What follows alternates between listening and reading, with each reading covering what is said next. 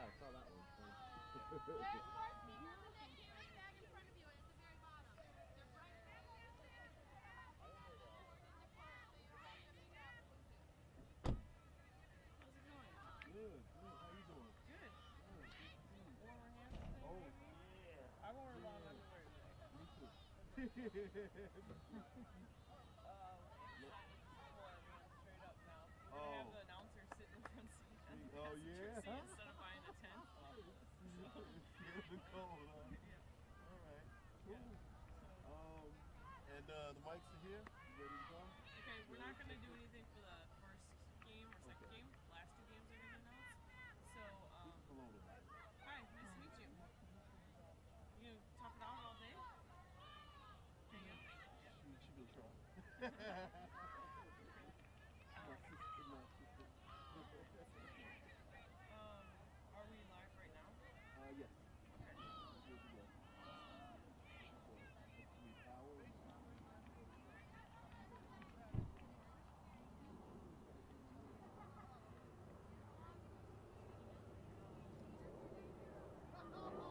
Hey, did you?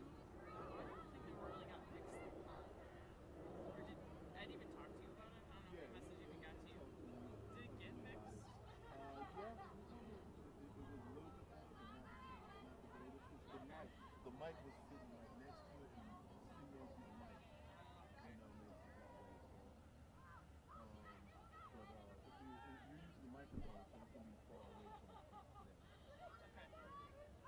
You're not even the onboard mic is. The onboard mic is not even good. Onboard mic is right here. So, is there gonna be any nap sound? Is there announcing? Yeah, because the mics are open right now. But if they're using if there's two people announcing, they're in the van. I don't know about in the band per Okay. se. Can you get a third line or no? I expect it.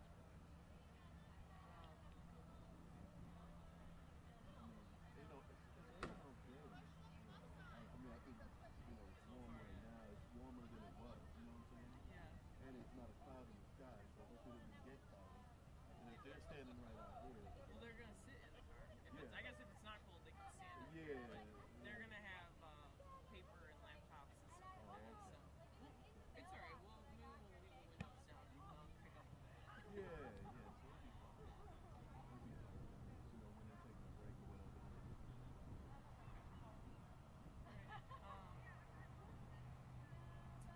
For some of the other events, we ran the mic down and moved it on the grass.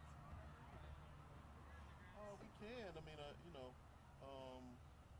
would make sense because people are going to be trying to step on here and it's going to sound crazy. So yeah, I'll put them on the grass.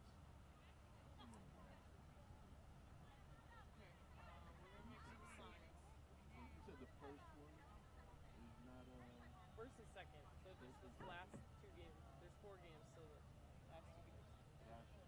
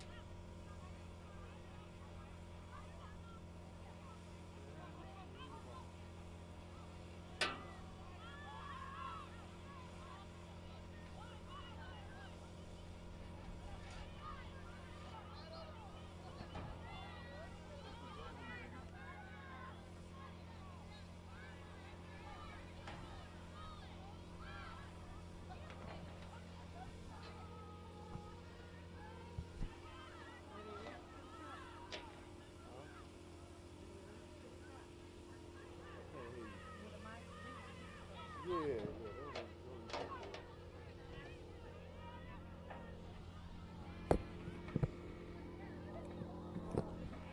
That was that's what happened the other day is that everybody was in the trucks.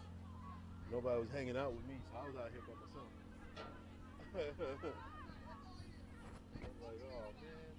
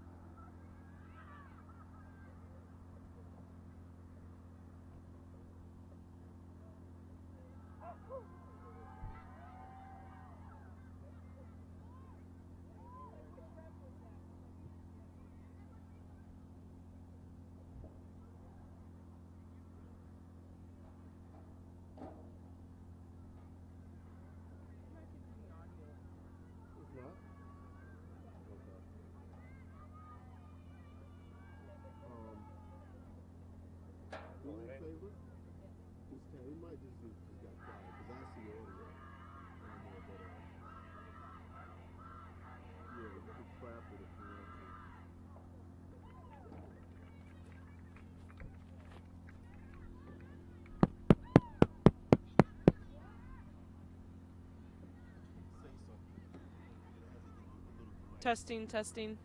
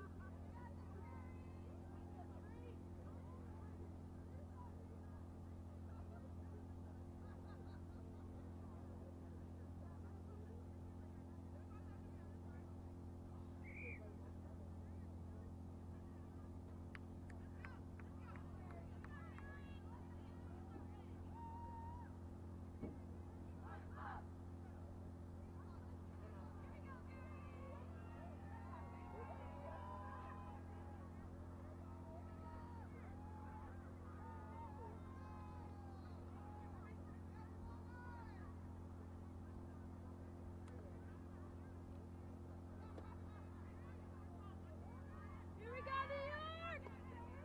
Here we go, Mary! Here we go, New York!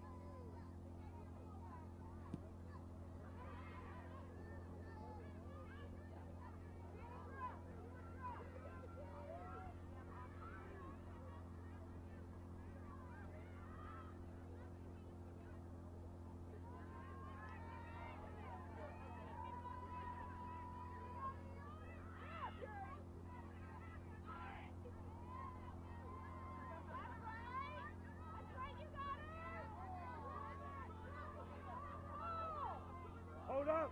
Hold up! Hold up! Hold up! Hold up! Thank you. Good job. Good job. I was thinking that's not the series, but that is. Yeah.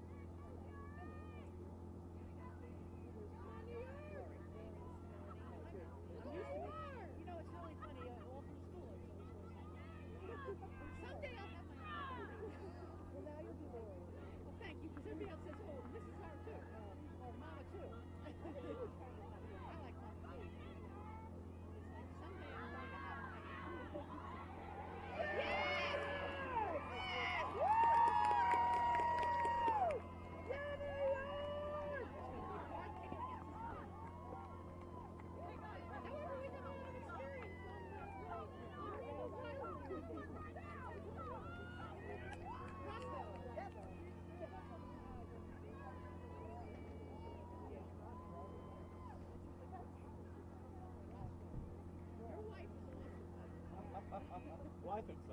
We're just saying.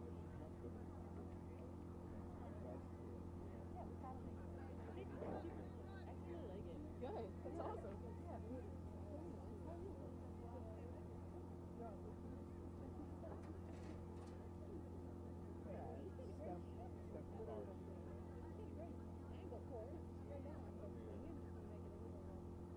She's pretty good.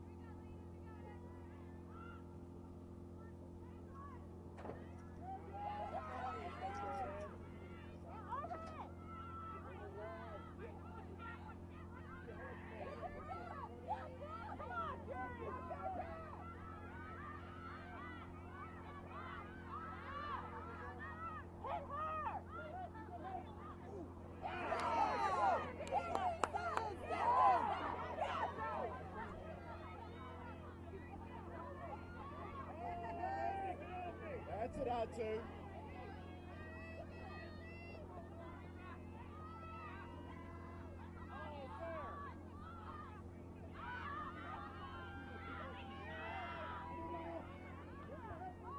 Support, support, support!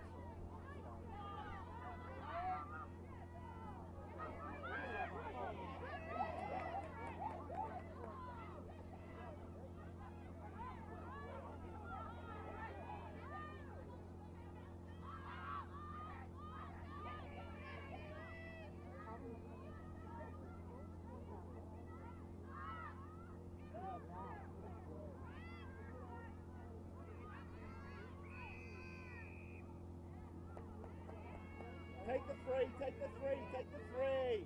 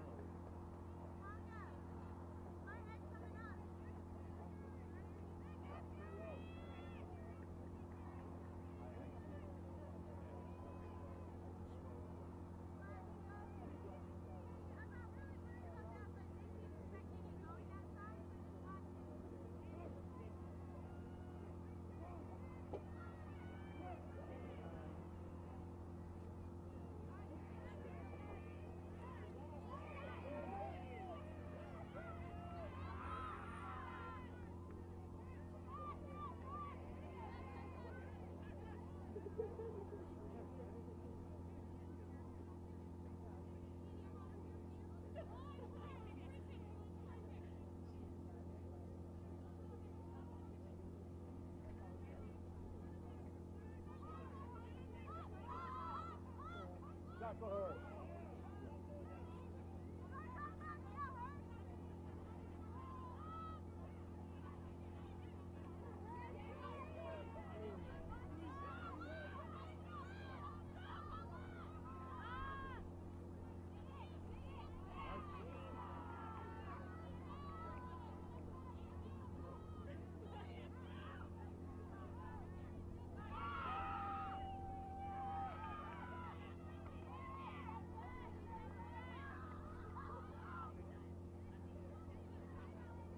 Both.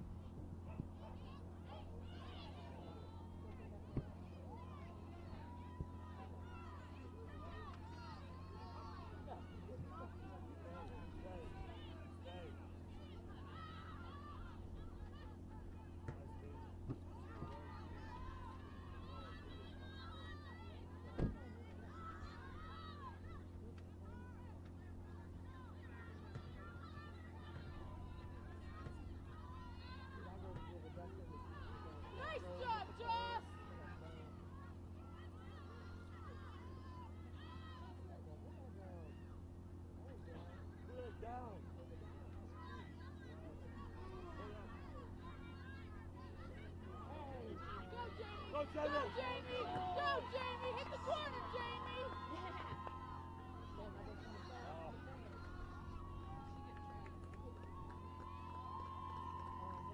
Nice job, Jamie!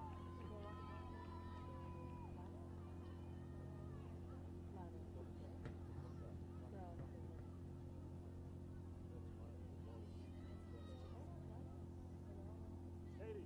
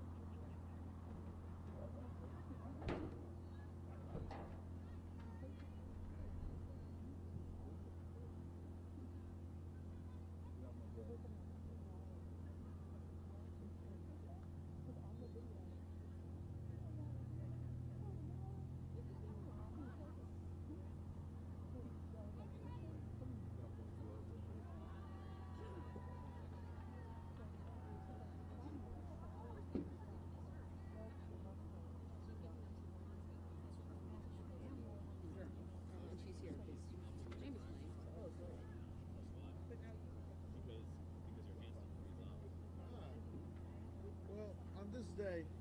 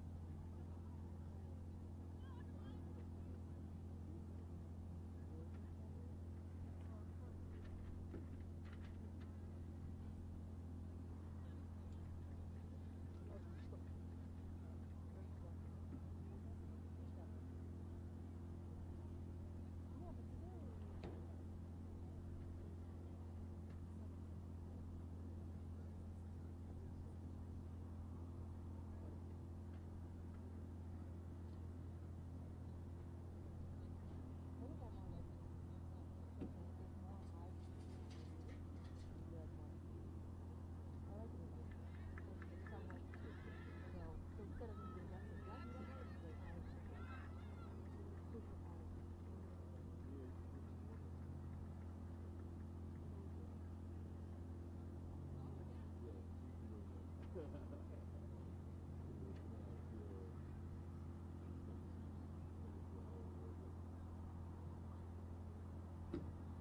Morning, live mic.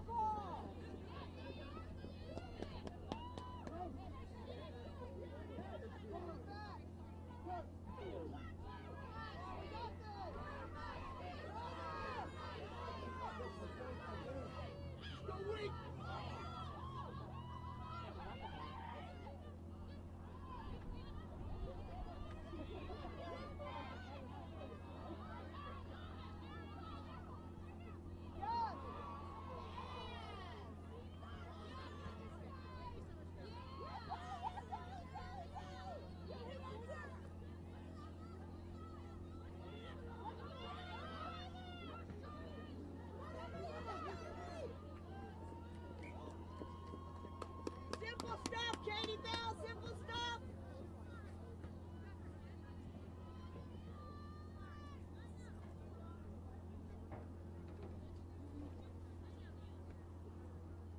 Gianna, how was it?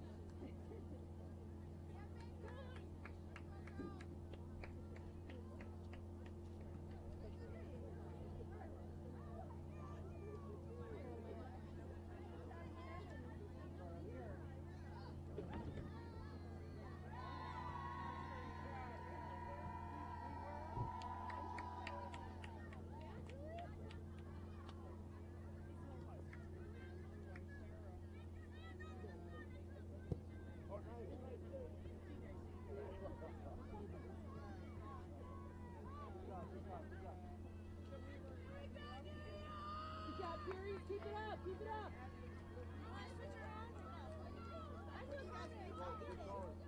I'll get it. Put it away right now.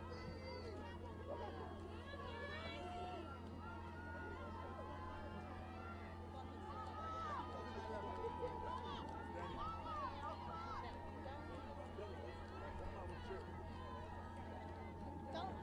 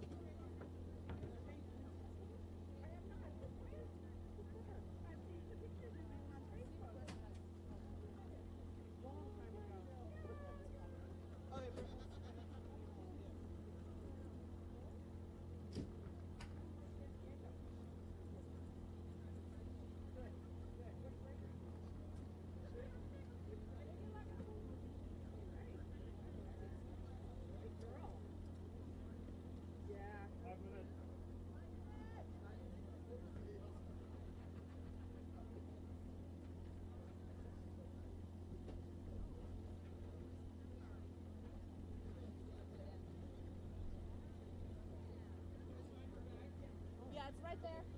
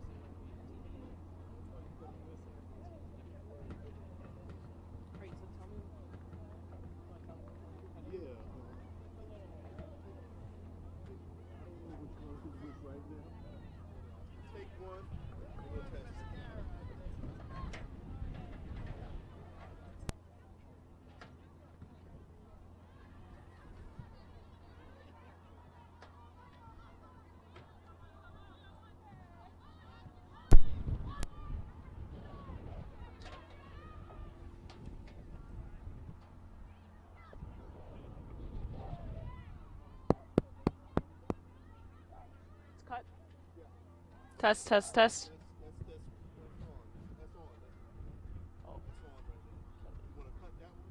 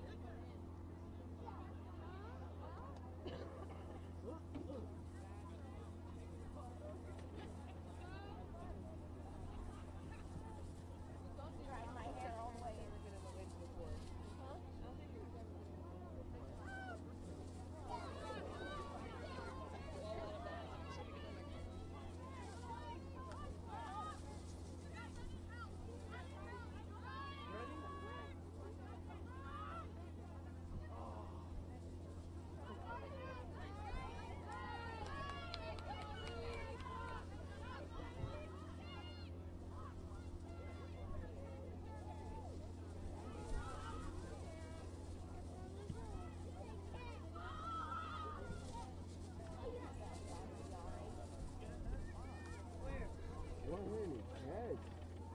Jamie, there's your Superstar. fine. Yeah. Yeah, they're back to play for it. No, man. Come on, man. This is rough.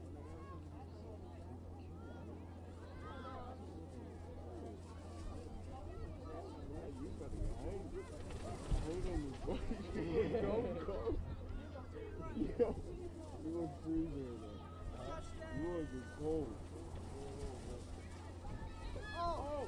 Yeah, bud.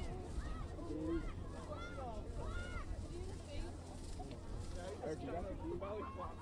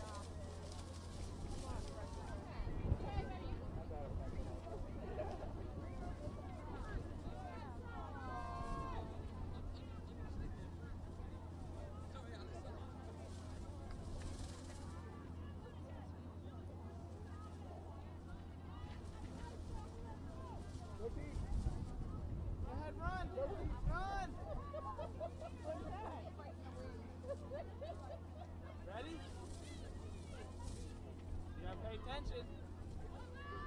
You ready? Handle.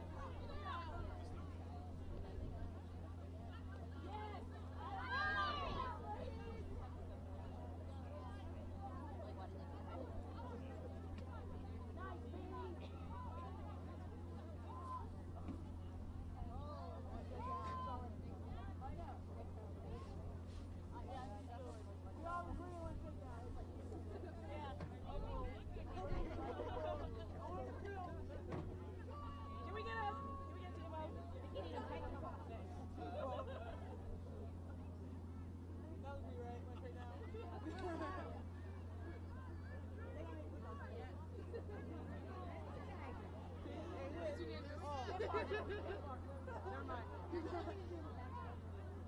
You're on the right side then. You're good.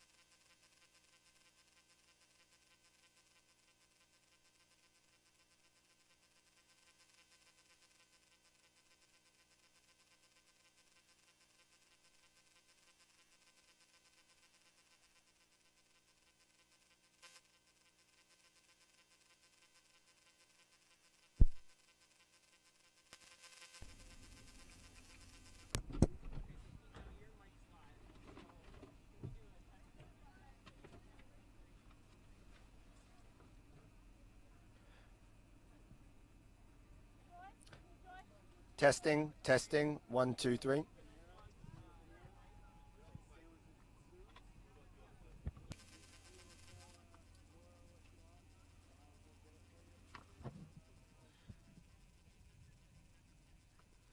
Testing 1 2 3. Testing 1 2 3.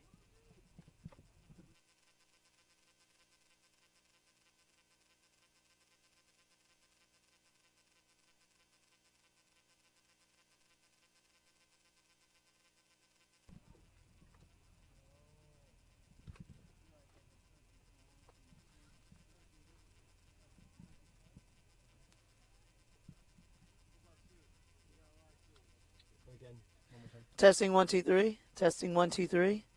Hello.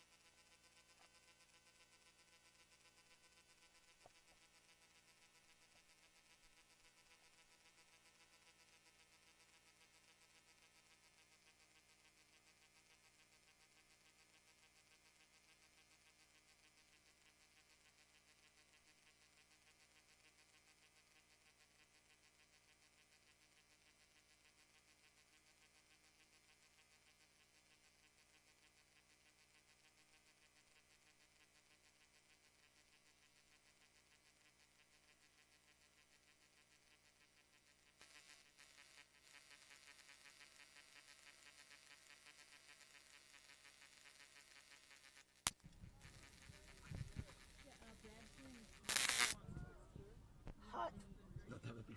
Hot tea and lemon. I'm sorry. Okay, we're testing.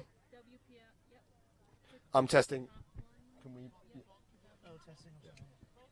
Both. We have to both talk at the same time. All right, we're both talking Okay. now. Hello. Hello, Phaedra. How are you? Good, Pete. How you doing? Good. It's much nicer to be sitting in here. Absolutely. Warm, wind shielded. Oh, we might be live, Phaedra. So welcome to everyone to the WPL finals. Yes, absolutely welcome. We're giving you kind of a pre-game chat, just to get you warmed up for the next match. And just so everyone knows, you need to be warmed up here in South Jersey. It is cold and wet. Although the thermometer says 59 degrees, I'm guessing it's a little cooler. So we're just setting up the audio for this live stream. We have the third, fourth place game, Beantown versus Glendale. This is going to be an interesting match. The last time these two teams met up, Glendale came out on top, scoring 48 points, I think, to Beantown's 20. And then the previous match, I think September 8th, they met. Glendale came out on top, 48-36, I believe. Well, let's hope we get a game like the 48-36, good open game. Hopefully we'll get some dynamic play here. We've got some of the best players in the country stepping out onto the field. Absolutely. All right, well, we look forward to having you guys join us for the action in about 9 minutes. Thank you very much. Hey, do we have an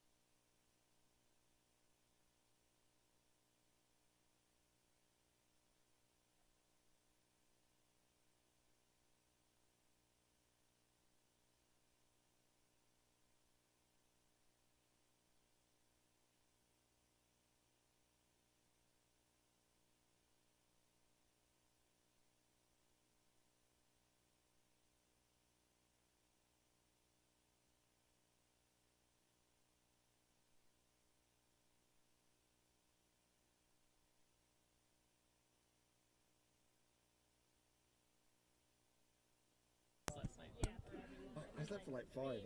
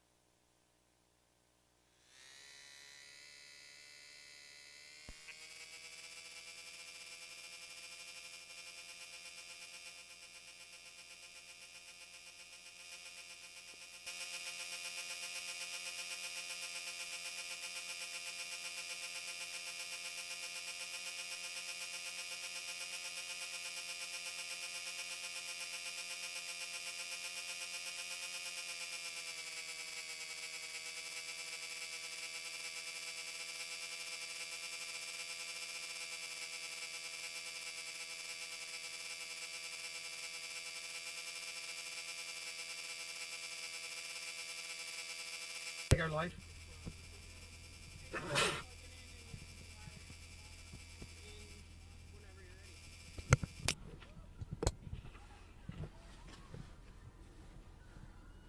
to go. Hello, everyone out there, and welcome to this awesome November true fall day in Cherry Hill, New Jersey. You are tuning into the 2013 Women's Premier League National Championship, and this match is going to be played between Beantown and the Glendale Raptors for third place. I am joined here by the head coach for the U.S. Women's 15s team, Pete Steinberg. Thanks, Phaedra. It's a pleasure to be here to see some of the best women's rugby in the country, and we have two teams that have had very successful seasons, and we're looking forward to seeing them play and demonstrating some great rugby today. This is a great rugby day, great rugby weather. We got sunshine, got a little bit of cloud cover, but we got fans on the sidelines. We have a ball in play. We got some refs. We're ready to go. Two ready teams. The only thing that we have a little bit here, Phaedra, is it's a little windy, and I think that might affect the game today. Passing one way, the wind is coming right across the field, and passing into that direction is going to be tough. Well, we are off the bat here with a penalty assessed against Glendale. Beantown Kelly Siri is going to kick for touch with an attempt to put her team into better field position, and that ball did not reach touch. That's number 11 for Glendale running it up. And we've got, as it always starts out, it's always crazy. It's just nuts in the beginning, right? The energy, the adrenaline, the nerves, they're all going. These ladies are out here. They've worked very hard all season. And they're here. This is their moment.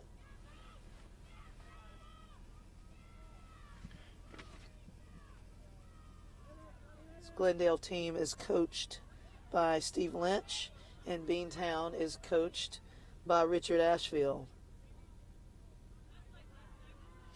Both Richard Richard actually is a ETC coach up in Boston. Oh, Evan Hose with a great run. And that try was scored by Beantown, the first to draw blood, number 13, Evan Hose. Tell us what you know about that young lady, Pete. Well, she used to be a fly half in college, and actually came to our top 60 camp as her first exposure to the Eagles program in the summer. And she made a great break to the outside and showed some good athleticism to beat the fullback, and Beantown come up. I know the Beantown coaches and the players were disappointed with their performance on Friday, and they're really looking to come out and make a statement. Glendale had a very, very good competitive game against Berkeley, and weren't able quite to pull it out. So two teams coming in, I think, with some different attitudes today. Well, you know, Beantown's certainly, like you said, come out pretty strong, drawing first blood, and converting that try to bring them to 7 points. I think Glendale's going to have to really get on it. I spoke to a couple of the Glendale players earlier this weekend. They were a little bit disappointed in their performance on Friday. They felt like they defeated themselves, made mistakes, and so I'm looking forward to seeing them come out cleaning up their game and giving this Beantown crew a difficult challenge. And now we have another penalty assessed against Glendale. I think diving over was the call. I think the tackle contest is going to be really important, both how it's refereed and how the teams contest. Both back rows are very aggressive and physical, and it's going to be one of the key battles of the game. We have Mel Denham and Laura Miller, both Eagle Pool players, both capped, going against each other at number 8. And Rachel Ryan against Tess Kahansky, both were at the top 60 camp. So the back row is going to be critical. But here's the traditional Beantown play. They love to maul. We know it well.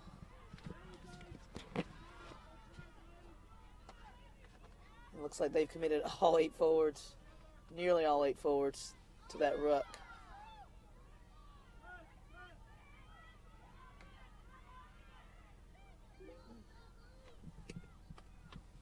And they are just doing a good job of maintaining, slowing the ball down. Number 12 there taking it in for Beantown.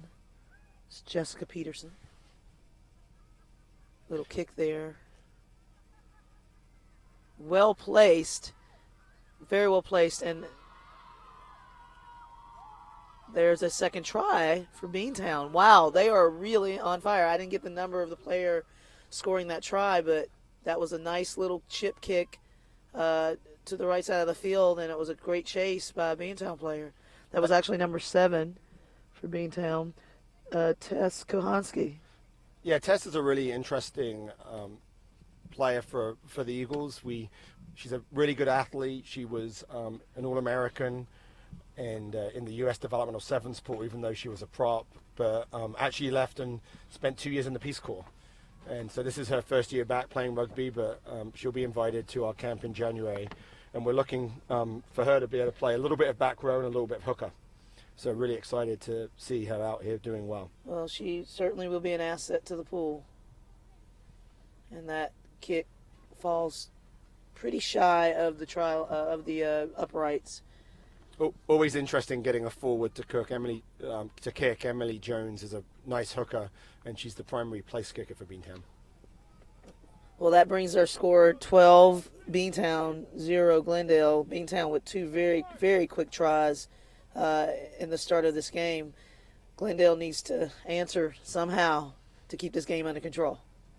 Yeah, they haven't actually had the ball yet, so it'll be interesting. I think they need to keep Beantown down in this end, get a kick, and get the ball back. Yes, they do. Again, Beantown just showing amazing control, but that ball just stolen by the Glendale Raptors forward pack. And they have some pretty decent field positioning here. Hannah Stoba taking the ball nice and strong up the middle, giving her team a couple of options. Nice break by Jojo Kitlinski, and then pass out to the wing.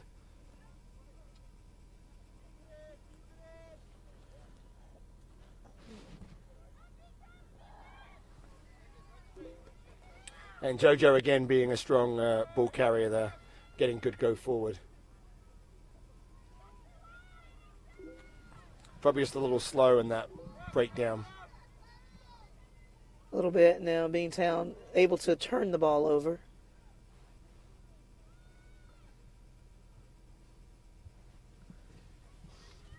And a slightly obstructed view for us here. But that ball finds touch again. With possession, I think, going to Glendale on this lineup. Yeah, another nice battle out here is the number 10s, and we've got Hannah Stolber, who capped for the Eagles this summer, ended up was at the World Cup in 2010, and then Kelly Seary, who's a long time Beantown Harvard alum, and Kelly's the backs coach for the US U20s. So 2 very experienced fly halves going to try and control the game in these windy conditions today. Well, they certainly have their work cut out for them, because I have been at this field 3 times over the last 3 years, and it never fails. The wind always prevails. So it's going to be interesting.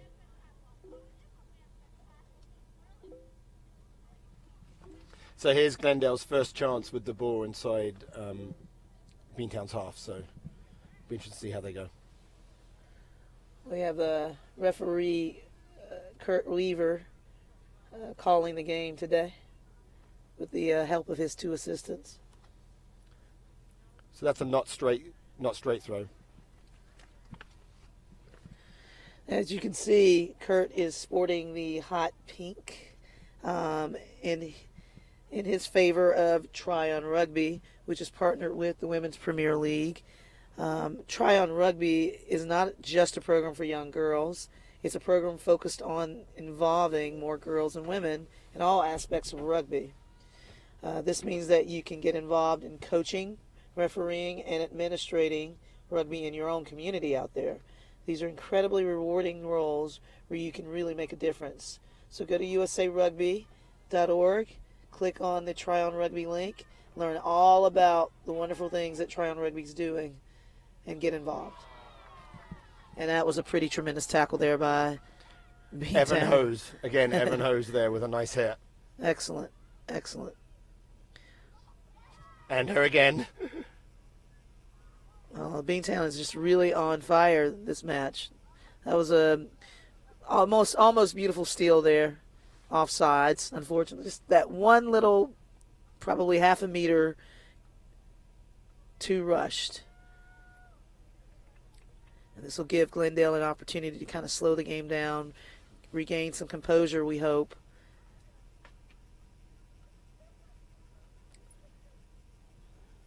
Ball does find touch. Interesting strategic decision by Glendale to put Sarah Shabbat in an inside center. Sarah's a loose head for the US women, but actually has a lot of experience at center and fly half. Obviously looking to get some good go forward. And that's number 6, Joanna Kalinsky, who's, as you mentioned, one of the top 55 in the pool. Nice little pattern there by Glendale, but great counter ruck by Beantown.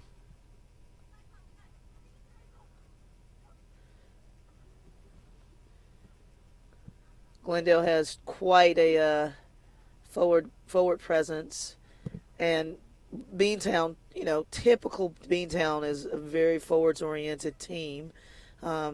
This is a very young team,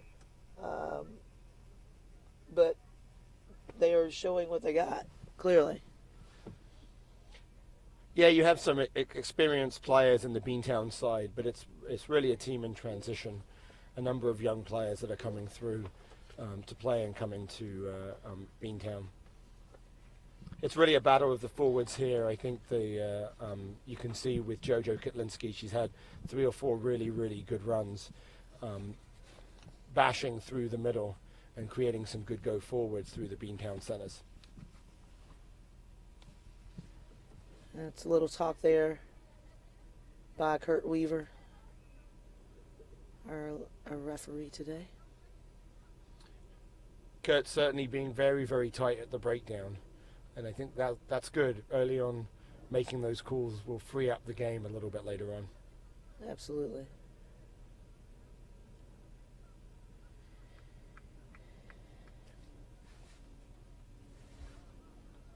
And Beantown will take this line out at the halfway mark.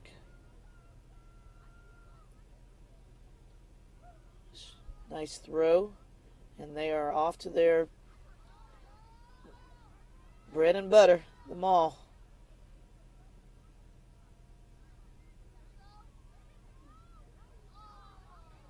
That ball passed just forward off the floor.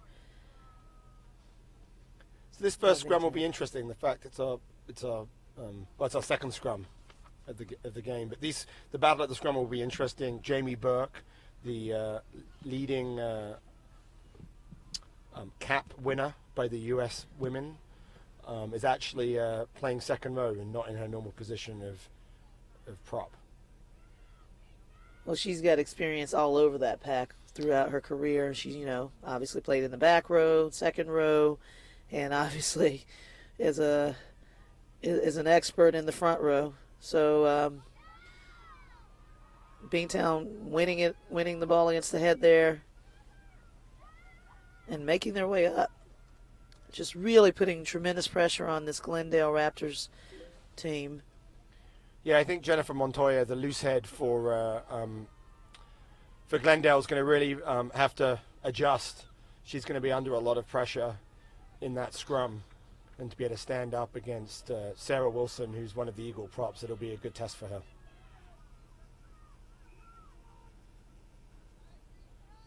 And Beantown comes out on the successful end of that maul. Glendale's backline has been really putting a lot of pressure on the Beantown backline, getting up in their face, and they've done a pretty good job. They need to make sure that they slow the ball down so they can build their defensive wall and continue to provide that pressure.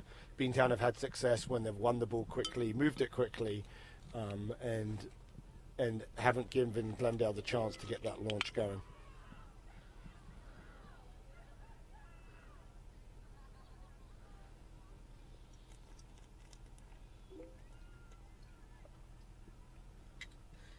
Nice little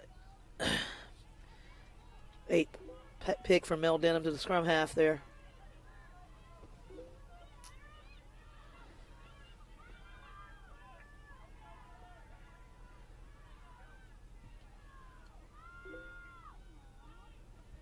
And Glendale's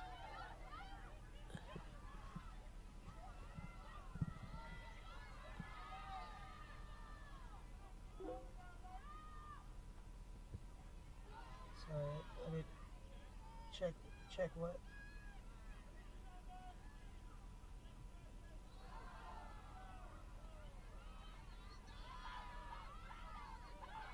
You want me to do that? I'm sorry. What'd you say?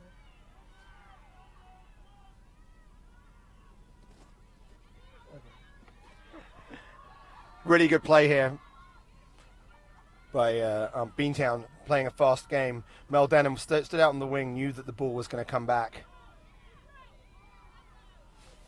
Great pressure by Beantown. Glendale need to secure some possession. They need to be able to go through their phases. That all started with a great break by the fullback for Beantown, Jenny Kuchar.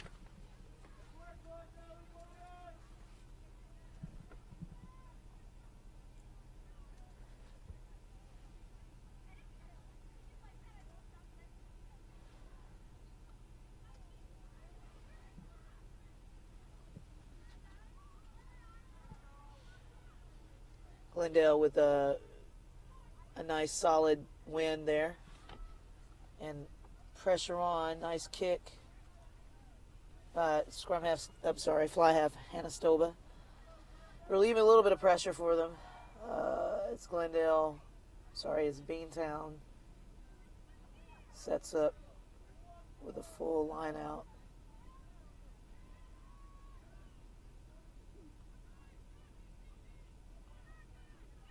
And ball is overthrown. Glendale, again, number 6 there for Glendale. Picking off that pass. Now they're trying to get some momentum built to make their way down into the Beantown area of the field.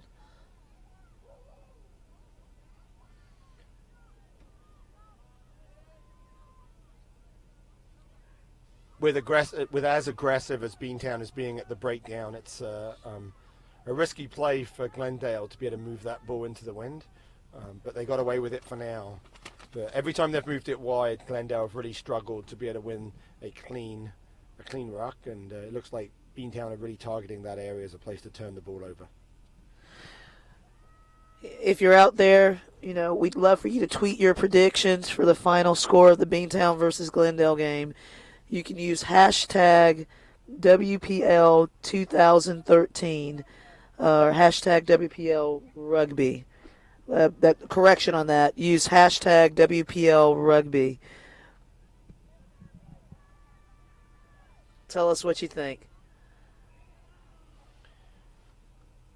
We are still at a score of Beantown 12, Glendale 0. This is definitely a change, or a turn in change in the events that have happened previous to now, with Glendale always coming out on top, or for the last 2 matches coming out on top against this Beantown club. So we'll see. It's so difficult to beat a team 3 times in a row, and it's obviously being demonstrated in this first half. Glendale's just really struggling to execute in their set piece. Really strong. Although that's actually a good scrum there from Glendale after I said, and that turned the ball over, and there goes Laura Miller. Yeah, it is. Nice strong run there.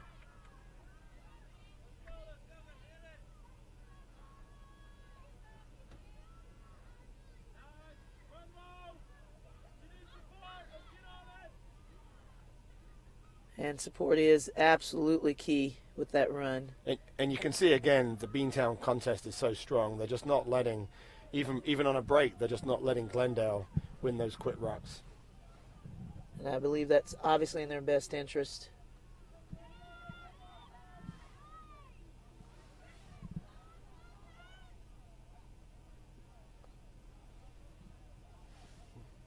Glendale doing a great job maintaining possession, marching down the field.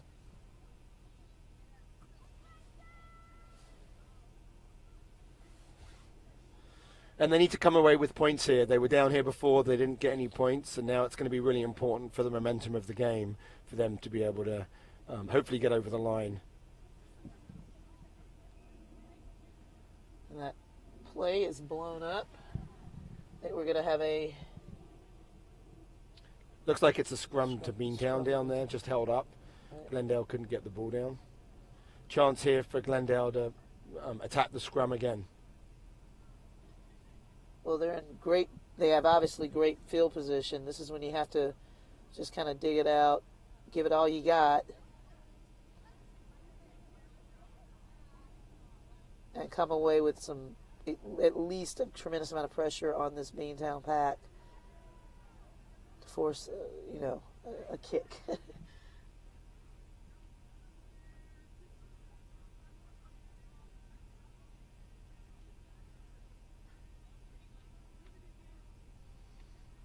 And they don't actually choose to kick it. It's like Mel Denham picks it and runs it out. Well, I think their scrum was under a lot of pressure there, and I think that well, if you can run it out and keep the ball, it works. Whatever works, make it happen. And this is Tess Kahansky again. Nice strong run. Good tackle by Adrian Przinski as well. Yes, excellent tackle. It looks like Tess went down on that. Still down on that tackle. There's a real physical contact there.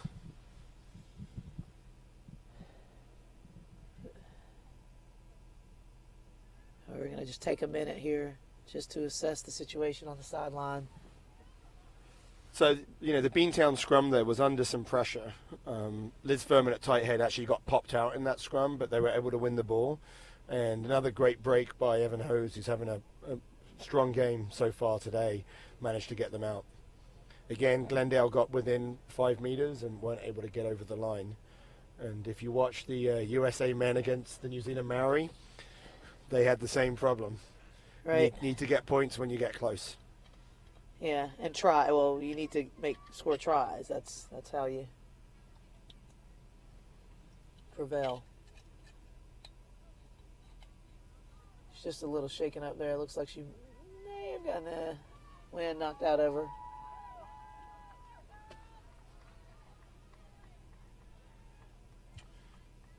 Looks like she's shaking off her right leg, so that'll be something to watch. Right. See if she continues to favor it.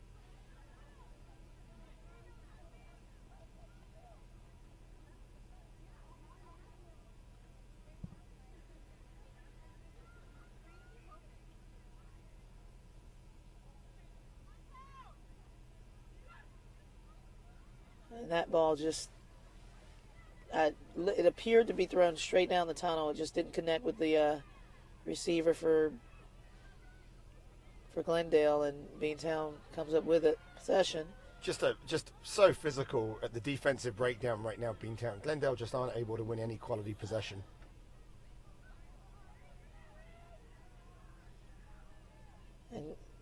And Beantown's showing up in so many numbers in their rucks. They're just committing as many people as they need to. 3, 4, sometimes 5 people to win those rucks. It's crucial at the opening of the game. That ball goes into touch. So the last 2 lineouts by Glendale, they haven't connected, and it's really putting them under a lot of pressure. When you're inside your own half and you have your lineout, you need to be able to win that ball. They've tried to go to Taryn Brennan the last 2 times in the middle, and it hasn't worked. It'll be interesting to see if they go to Laura Miller at the front just to secure possession. And there they go. Pete, tell us a little bit about some of the things that you're doing with your U.S. pool players to prepare them for the big dance in 2014. Big run there before you start by the numbers. Well, JoJo Kotlinski today has been so far she's just punched holes in the Beantown defense and really been able to do some stuff. But, Phaedra, we're trying to, we have a tough pool at the World Cup. We've got the world champions, the New Zealand Black Ferns. We've got the Six Nations champions in Ireland, and with the way the setup is, only one second place team out of the 3 pools goes through to the semi-finals. So it's going to be a tough challenge for us, but we're looking forward to it. What we have to do is we have to maximize our performance, and the way we start with that is by maximizing the players' individual ability and performance. And so a lot of our process is about helping the players develop nutritionally, with their sports psychology, physically, and also with their skills. And we've put together a pretty strong team that I feel is really world class, that can help us get there. Well, I commend you on taking essentially a holistic approach, because that's what absolutely needs to be done to cultivate the team that, as you said, is going to be successful. And I agree with you. Growing each player individually is the way to collectively build a team. So we look forward to some of the action that you guys are going to be displaying over the next few months. And, I think I have a great feeling. Well, we always appreciate the support from the rugby community in the States. I think that we're very passionate about rugby in America, and I think that we're very passionate about our country. And I think that, for the players, there's nothing better than supporting, than feeling the support of the rugby community when they're out there. Well, support is enormous. It's huge.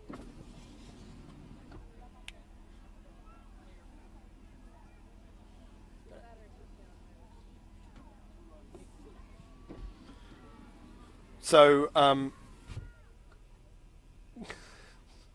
Glendale down again. Worked well. Managed to get all the way down into the 22. Put some pressure, but again weren't able to connect on the line-out. Line-out's been a real challenge for Glendale. Yes, it has. And, Kit Wagner, the hooker for Glendale, is in our Eagle pool, started many of the games over the summer, and I think Kit's really struggling with not just the timing, but also the wind.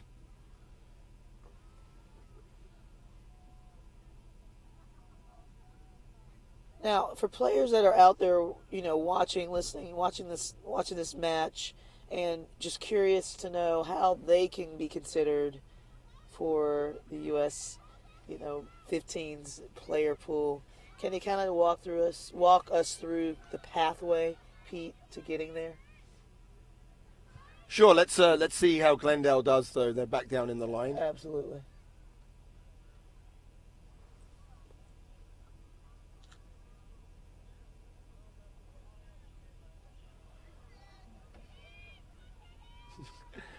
That was a good turnover by Beantown, and another clearing kick. And again, Glendale don't come away with any points, despite getting all the way down to the line.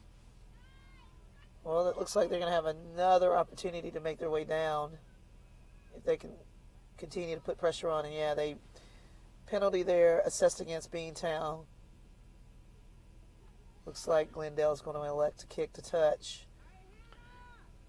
So, Phaedra, one of the questions I get a lot is how can I be an Eagle? And one of the things that we've built at USA Rugby, which is really strong, is the player pathway through the age grade programs. So we have a US U20 national team, an All-American team, and for the younger players, that's where they want to go. And this year we actually had a high school All-American program. They played an East and West game, or Stars and Stripes game. In the summer. So that's the player development pathway for players that are younger. For the older players, we work primarily through our Eagle training centers, which are regional centers that we've set up to help our player development.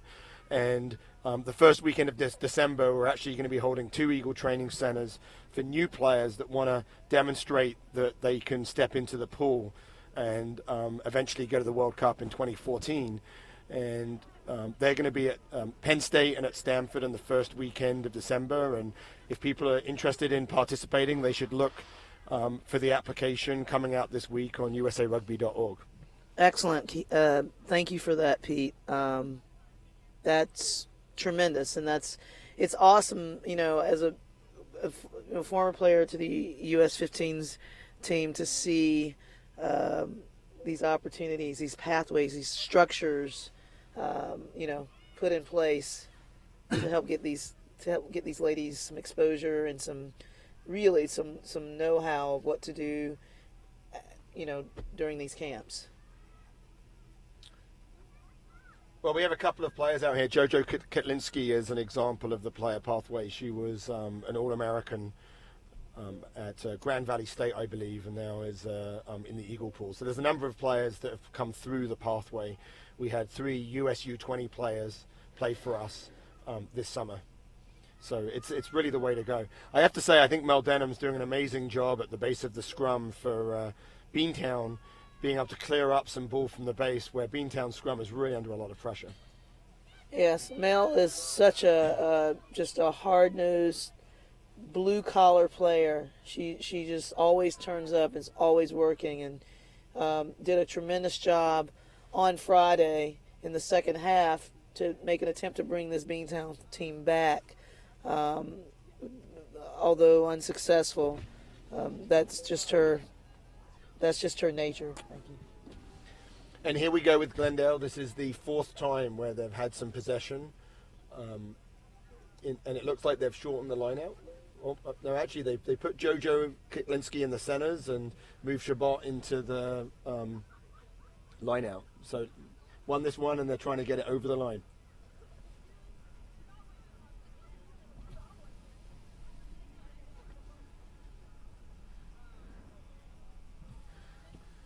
Inch by inch. Inch by inch. They keep moving this Beantown team back. They've got to be patient in this part of the field also. So we'd love to see them come away with some points, but it's not going to happen easily. Beantown's done a great job to put up a stand. And we have a slightly obstructed view here, but we're looking at a line out to Be our spotter. Tell us what's going on with Glendale. Glendale maintains possession on that line out, and they're looking to launch a play, it seems.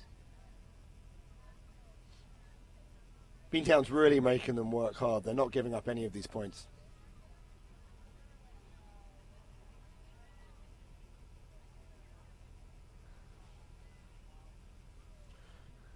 Penalty to Glendale there, I think.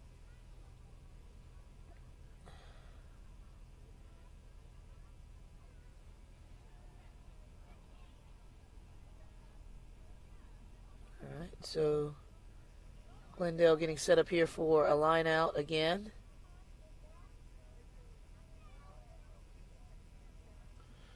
So they'll probably try and hit Taryn Brennan again, a better place to drive, but they've struggled a little bit to make that connection, and they struggle again. Yeah, they do.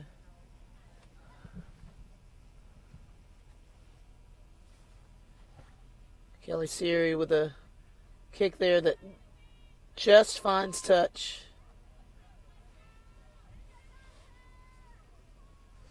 And again, Glendale gonna try to make their way down, but they just, this, like you said, this Beantown defense it's impenetrable.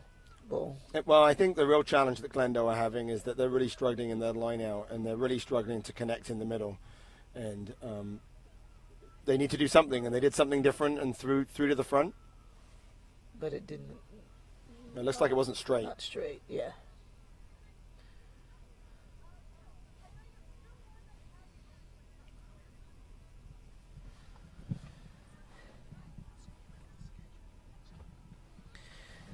Pete, what is the schedule? I understand you have a pretty aggressive schedule set up for the squad. What is the schedule for next year or next season?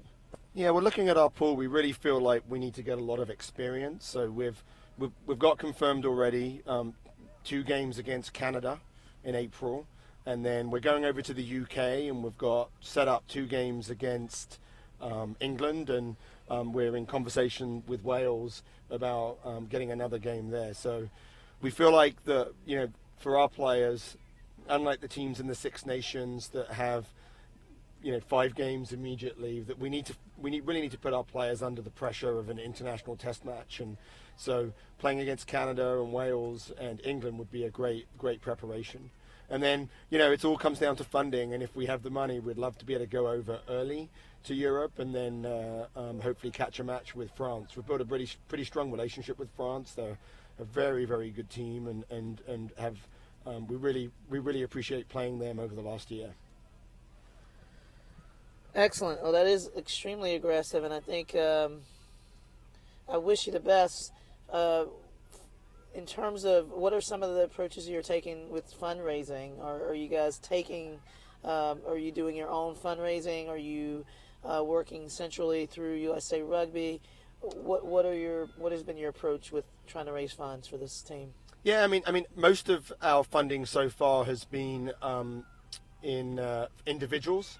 So having the players themselves go out and get support. But we do feel like in a World Cup year, we're going to be looking for a number of our rugby community hopefully to step up and put their hand in their pockets and make some significant contributions that allow these athletes to be able to play.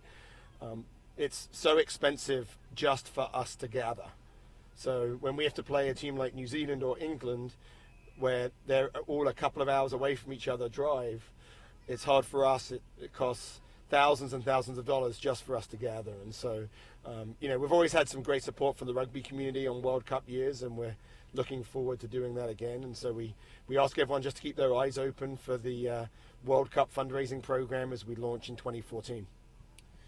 Excellent. Yeah, please do support our Eagles. Like you said, it's just such an expensive thing, and these ladies are taking time from work. A lot of them have to take leave from work, unpaid leave, some of them. So, when you're thinking about making charitable donations, certainly put our ladies on the top of your list. We greatly appreciate it.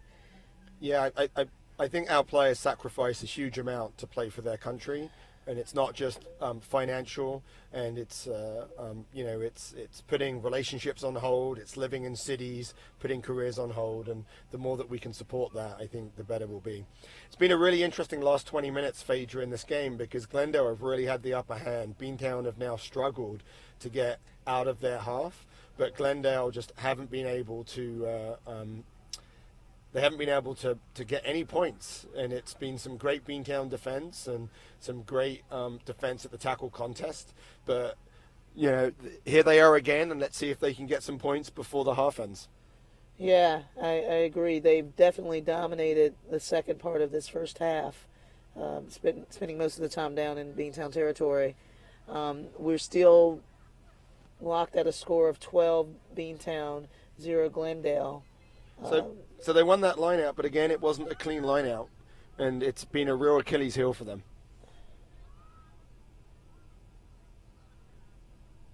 Beantown just all over these rucks. They're just not letting up at all.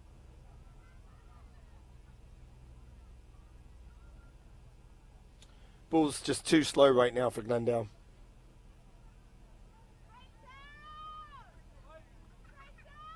And there you go. Holding on to the ball by Glendale. Great attempt to poach by Beantown. Yeah, that was Mary Sung, the second row, had a great poach. Thank you.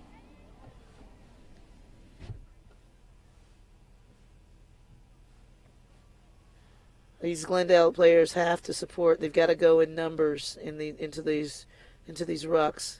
They've got to get a support player on their right on their heels. The other thing I would say is I think Beantown have a little bit of the wind here. So Glendale should keep their heads up. I know they've struggled a little bit and haven't managed to get over the line, but they can't get frustrated.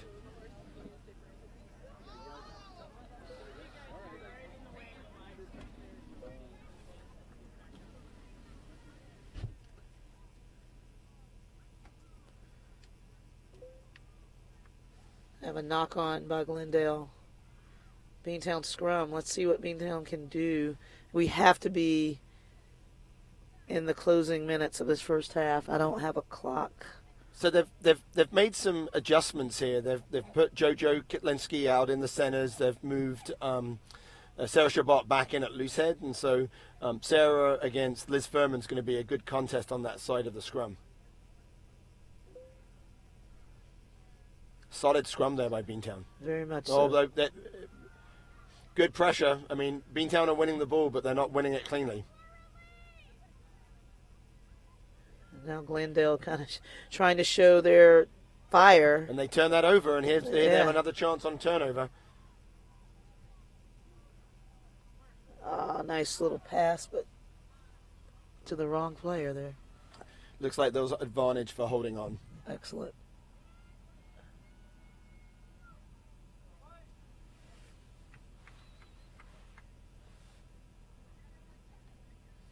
If you're just joining us, it's a great rugby day here in Cherry Hill, New Jersey.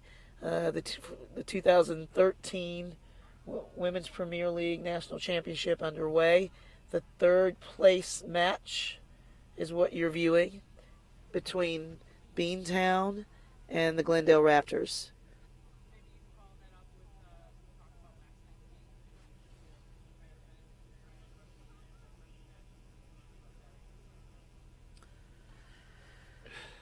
So this is part of a really great weekend here, Phaedra.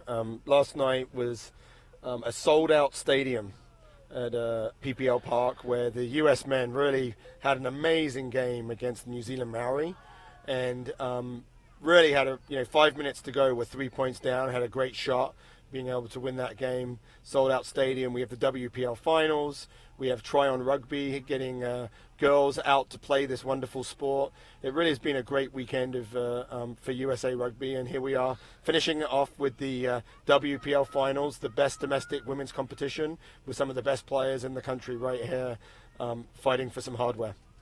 Yeah, tremendous rugby weekend. I mean, last night was just kind of a dream come true with a sold-out stadium. That's just tremendous. And then I met a guy yesterday who paid $350 on StubHub to get a ticket. I love it. I love it. Oh, great break here. Here we go. Are they going to Beautiful. finally get over the line? Great cover tackle by Jenny Kutcher there. Jenny's a solid player for Beantown. Glendale get over the line? They did not. Oh, That it held ball was up. held up. But great effort there. Great team effort. Phaedra, the referee looked at his watch and decided there was time for one more scrum. Yeah, I know. He's into it too. I tell you. If Glendale can just get this ball out quickly, I think they're going to really have a difficult time scoring in tight against this Beantown pack. But you never know. You know, they've strengthened their front row. It might be interesting to see if they really try and push this one over.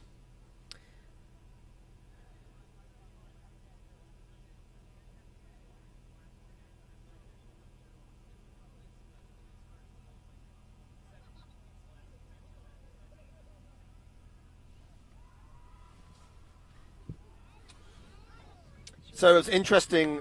Interesting that and I think that's the half. Wow, some great defensive stands there by by Beantown, under some tremendous pressure by Glendale, and Beantown have to be feeling pretty good. Up 12-0 early on, and being able to hold on for the rest of the half. Well, thank you, Pete, for joining us, and we look forward to talking to you a little bit later today. That's going to wrap up this first half with Beantown 12, Glendale 0. Y'all come back in about 10 minutes and join us again. Thank you.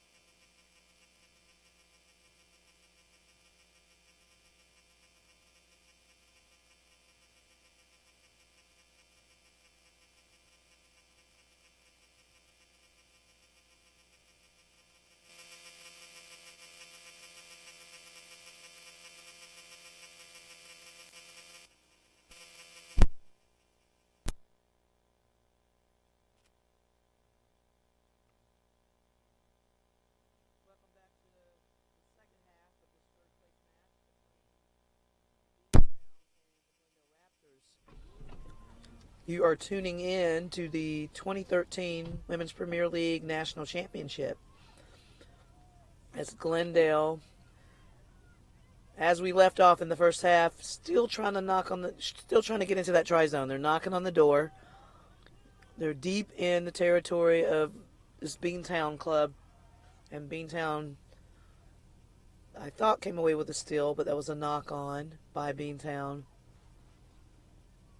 And I have, or will have very shortly, Miss Krista McFerrin joining me.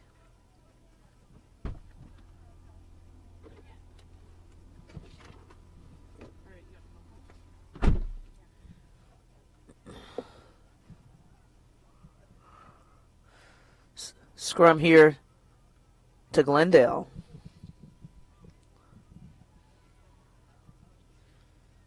And these scrums have been just really highly contested since the start. Glendale showing some tremendous power in the front row.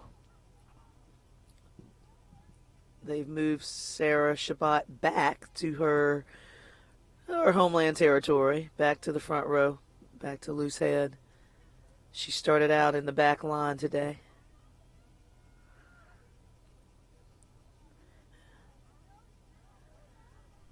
And that's just a nice solid scrum. That ball comes squirting out of the back.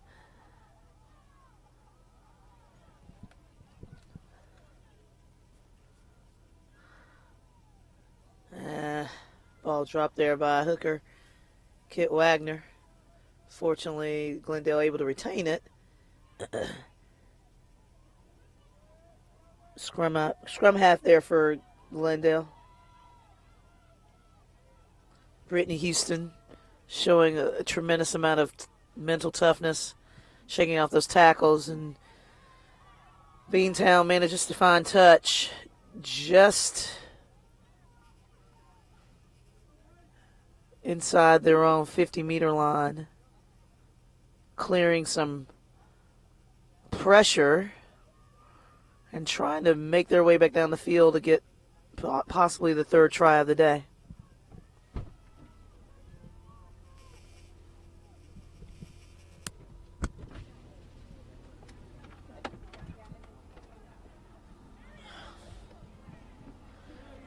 And Glendale comes away with the win.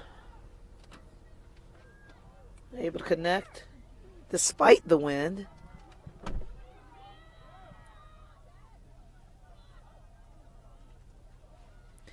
And I am joined here by the one and only, the legendary Miss Krista McFerrin.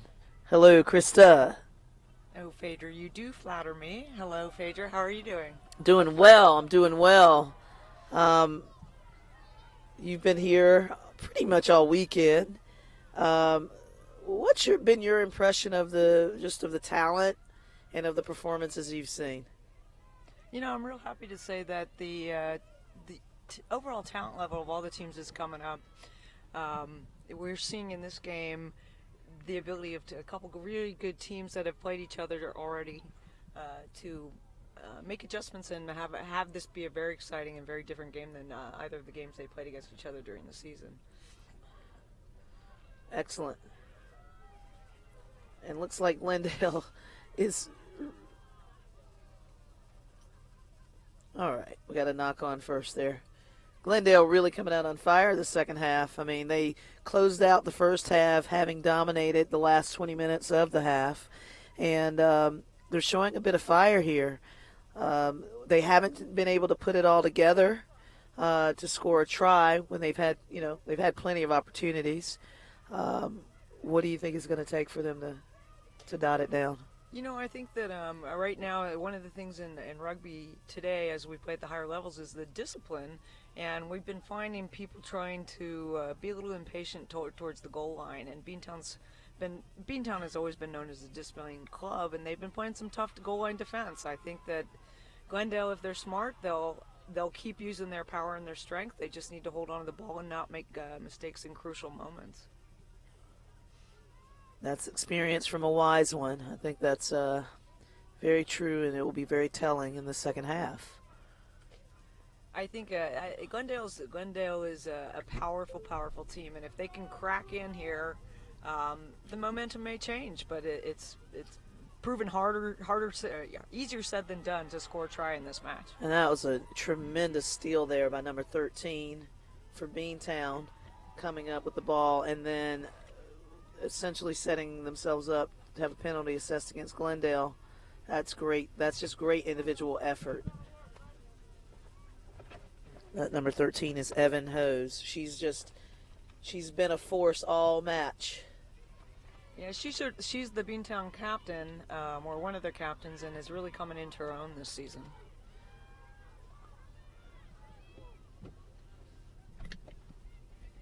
Well, Glendale came into this tournament or championship undefeated. One of two teams that were undefeated coming in. And they struggled against Berkeley on Friday. They had some disappointments in their own performance, but they're showing definitely some resilience in this match. These two teams have played twice already this season, and Glendale has handled Beantown. I don't mean it handled. The scores were competitive, but both of those matches, and I think that Beantown is a team with a lot of pride. So it's always tough to beat a team 3 times in a season, and Beantown came out and put a couple tries on the board early, and now Glendale just needs to settle in because they can certainly come back in this game if they play their game plan. I agree with you. But they've got to, they've got to kind of get on and have some urgency in scoring, getting some points on the board. We are in the second half, and Beantown is, can definitely maintain good composure as a second half team. So we'll see. These rucks are just so highly contested. Beantown just putting in the numbers, and I see in the second half Glendale's made an adjustment. They're now putting in 3, 4, and 5 players to secure a win on the ball. They weren't doing that quite as much in the first half. I think that Glendale needs to continue to play a possession game and take their opportunities when they come. In the first half, they were trying to do a little bit too much, and the ball was changing over hands, and Beantown's taking the territory back when they give them the ball. They're just booting the ball back down to the other end and making them work their way back down again. Right. Wearing them down, as we say. And here we're seeing 5 and 6 phase ball, which is, I think, what they need to do.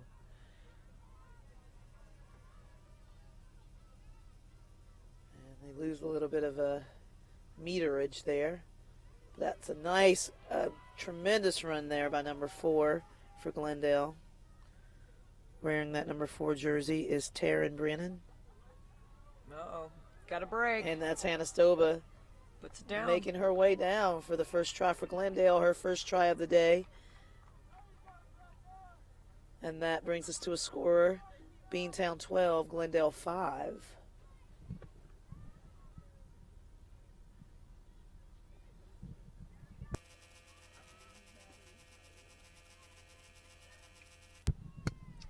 This changes the momentum a little bit. I think the next 10 minutes is going to tell a lot of story for how this game is going to end. I have a feeling that this game has just begun. Phaedra, you want to put a jersey on and get on out there, girl? It's tempting, but I'm okay right here. I'll tell you, y'all, the other thing that you don't know, you probably can see that the weather here is not optimal. It's a great rugby day, but the wind is whipping a whole lot more, and the temperatures are chilly, even for the players that are out there, which only makes the ground that much harder, or should I say the shoulders of the other team that much harder, because they're hitting hard out there. Oh, yeah. That they are doing.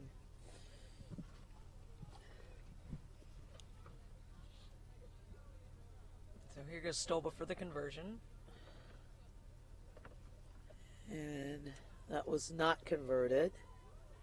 So we're still remaining at a score of Beantown 12, Glendale 5.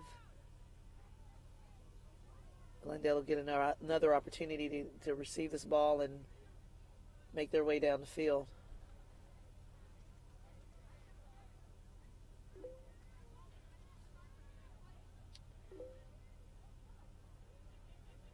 What has been the biggest change you've been able to observe in the last couple of years in just the pure talent of women's rugby in this country? Well, I think you have to say the overall fitness level of the WLPL teams has come way up from 1 to 15, or I guess I should say from 1 to 22. All the players are fitter and clearly stronger. I think it's making the point of contact a vital part of the game, because if you take the ball in and you don't have the core strength or the gym time under your belt, then you're not going to take the ball out. And possession, we're getting better as teams of maintaining possession and actually reading the field and managing the game. Used to be we just kind of played and didn't really have a plan of action in place. But the teams are getting more sophisticated now, and they now have the physical abilities to do that, from, like I said, from all the way from the first player to the last player that comes on the field. So There's a free kick here against Beantown. So Glendale looking to keep this ball alive, as they don't want to kick the ball into touch, or otherwise they will lose possession on a free kick. And they spin it out. Looks like a little bit of a disconnect, but the Glendale Raptors maintain possession, and they lose it. But that was a penalty there assessed against Beantown for diving over. this is a couple crucial minutes for Beantown, because if Glendale can come down and tie this score up or come within 2 points, you can see Beantown is not coming forward quite as much on defense as they were. They're not contesting things quite as voraciously. So this is a big couple minutes there.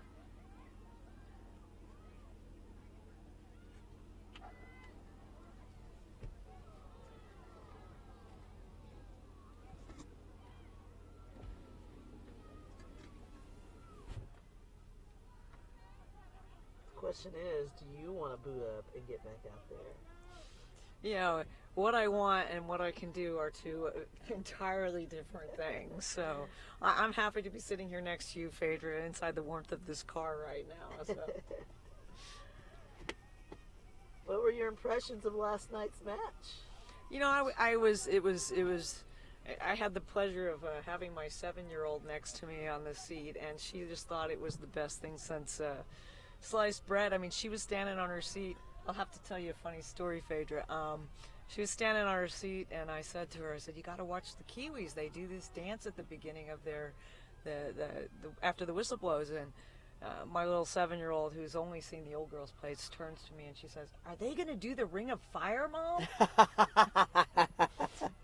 Amazing. No, it was fascinating. I mean, there was a lot of kids there. There was there was families there. The tailgating atmosphere was wonderful, and I have to say that I was impressed with the men's play. I mean, I was at the World Cup over in New Zealand a couple years back, and they were playing. They were doing what they needed to do, but it was fairly one-dimensional, and they were just a better drilled and more fun to watch team last night. I was really happy with the performance they put on against the New Zealand Maori. That's awesome. It was quite a performance. Very exciting match. And the crowd is great. I mean, I congratulate USA Rugby, too, for putting together a nice event. And the community here in Philadelphia, obviously, it's got a huge density of rugby players from youth all the way on up through the club side. And the turnout was wonderful last night. I mean, it was nice to hear people running up and down the tailgate saying, "Anybody got a ticket? Anybody got a ticket?" I agree. It was just, again, tremendous. Tremendous sellout. I mean, a sellout crowd at a rugby match in the USA. That's a great sign. I think the sleeping giant is starting to rear his big head.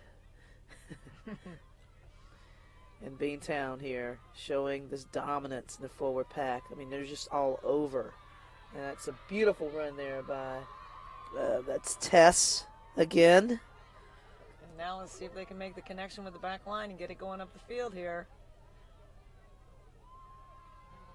It's a great run. That Beantown's doing a great job counterpunching. Oh, did they get it? Yep. Looks like number 12 for Beantown. Jessica Peterson's going to dot it down right between the uprights to give Beantown an even bigger lead here, taking it 17-5. This Glendale club they've got their work cut out for them. I got to say.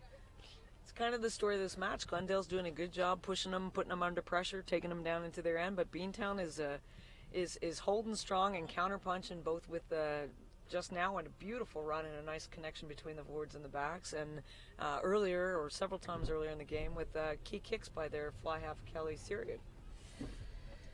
Yeah, very, very strategic, well-placed kicks she's made. Just makes the work for this Glendale club just tremendous coming out of the second half. How much time do you think we have left in this half, Phaedra?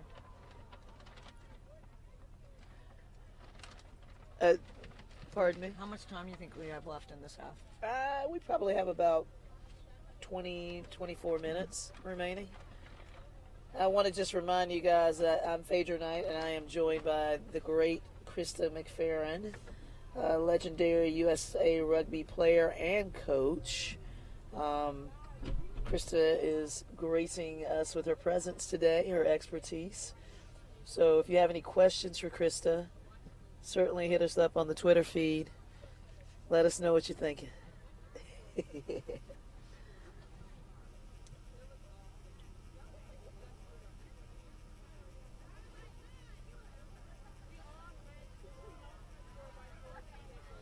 And that kick was no good, signaled by referee Kurt Weaver.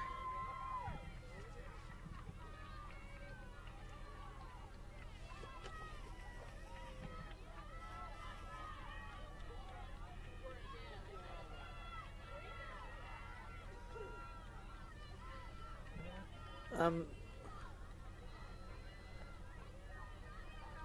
There sure was what's some going kind on. of a call back behind the play because the try was called off, and we've come back. There must have been a call by the AR of something off the Okay. field because it's come all the way back. And Yeah. we have such a great crowd here. We have some blind spots on the field that we can't see, but that must have been the discussion between the referees of a play that happened Right. early on. So that's a huge momentum breaker for Beantown. So we're still left at the score. We're still left with a score of 12 Beantown, 5 Glendale. That last try did not count. It was called back for some reason. I'm assuming someone maybe stepped out of bounds, stepped into touch. I think the AR must have called something because it was a penalty to Glendale, so there must have been something that was called by the AR off the ball.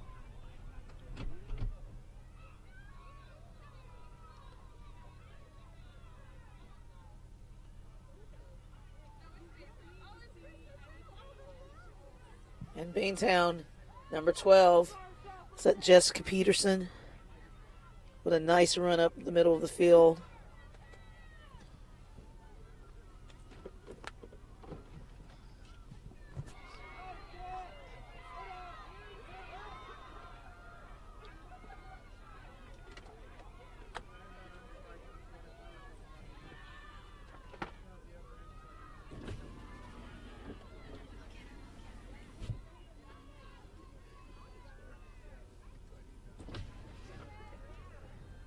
Glendale controlling this possession right now. And that's a nice big run there. They can just keep the support coming. They may be able to get into the try, and they do. They get in. Just persistence. That's number 15 for Glendale, getting her first 5 points of the match. And we have a tie game. Wow. Talk about evening the playing field. That's what's happened.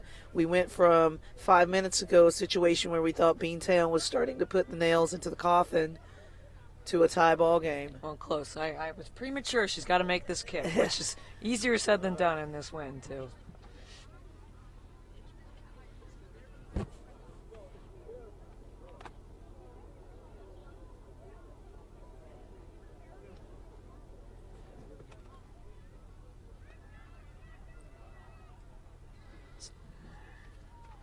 Stoba lining up the kick, and if she makes this, we'll have a tie ball game. And that was fullback Candace Ruse with the 5-point try. And that kick was good. Conversion good. Hannah Stoba putting 2 more points on the board. So we are deadlocked. 12 all.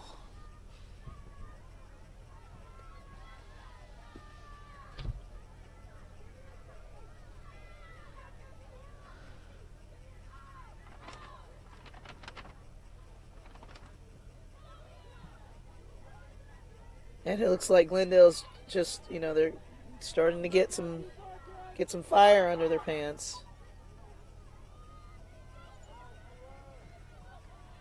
And now Beantown looking like a team that's a little bit under the pressure. So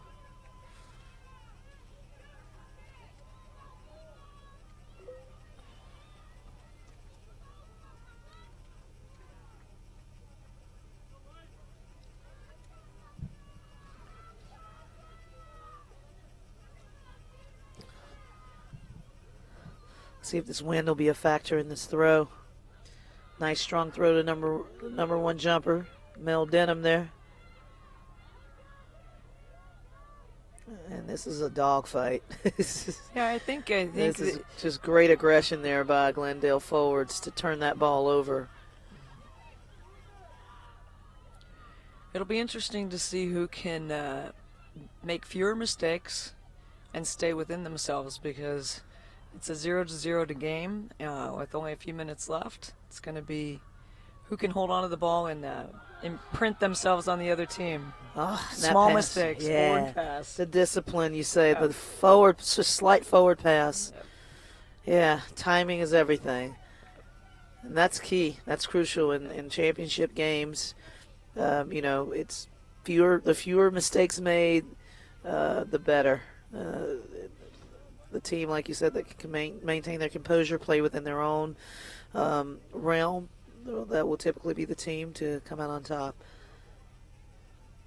This is obviously a place where Beantown. Well, both teams have been essentially deadlocked. These scrums have been pretty powerful, pretty even. Phaedra, you asked me earlier about how we've made steps in the right direction. One of those is also what we're talking about now: the ability to play within ourselves, not make as many mistakes, and in doing so, able to imprint ourselves and our game plan on the other team. Rugby is very much a game where, I think if you look at the stats, turnover ball is a huge opportunity for scoring, and so the less turnover ball there is, the more opportunity you have. And quite frankly, it's not something that we have excelled at as a country. But our skill set is coming up, and our rugby smarts is coming up, and we'll see this last 10 minutes of this game how they do with that, with maintaining possession and making good choices. We encourage you to check out Try On Rugby. Try On Rugby is USA Rugby's new development initiative focused on growing the number of girls and women involved in rugby. The program focuses on growing the number of young girls playing and also increasing the number of women coaching, refereeing, and administrating. USA Rugby is partnering with the WPL teams to start youth programs in their areas by providing financial support and Try On Rugby materials. USA Rugby is providing grants to the community by providing starter kits to schools wanting to start girls' rugby programs. So check out Try On Rugby at usarugby.org.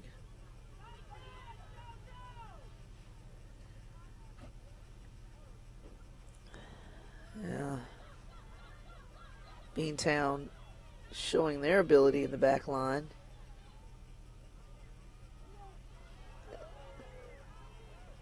Nice little weak side run there by Sharon Moose Watt.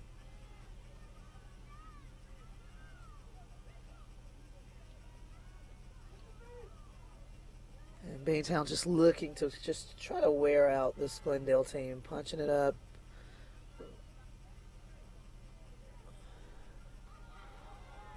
Sticking to a really diverse game plan. A little bit too much that time. Beantown went through about 8 phases before they knocked the ball on, and Glendale was patient, gave them their 15, 20 yards, and now they'll get the ball back, see if they can do the same thing back. Very well disciplined. I mean, I recall, a couple years ago, it was very difficult for any team to maintain 8 phases of play in this country. Even with the U.S. team, Absolutely. So this is, again, this is tremendous, tremendous. And like you said earlier, the makeup of the athlete has changed. They're stronger, they're fitter, there's like a greater level of sophistication that's been incorporated into the women's game. I think that as we, as the game grows, it's just going to continue to evolve. It's very exciting. Yeah, I think you saw some of that in the men's game last night too. It was. I think people walked into that stadium hoping for a game, and they got more than they even thought they'd get last night. And I think the men's team showed a lot of skills that a couple years back they would not have ventured into because they're a little bit risky. And they did them well, and they hung tight right on up to the very end.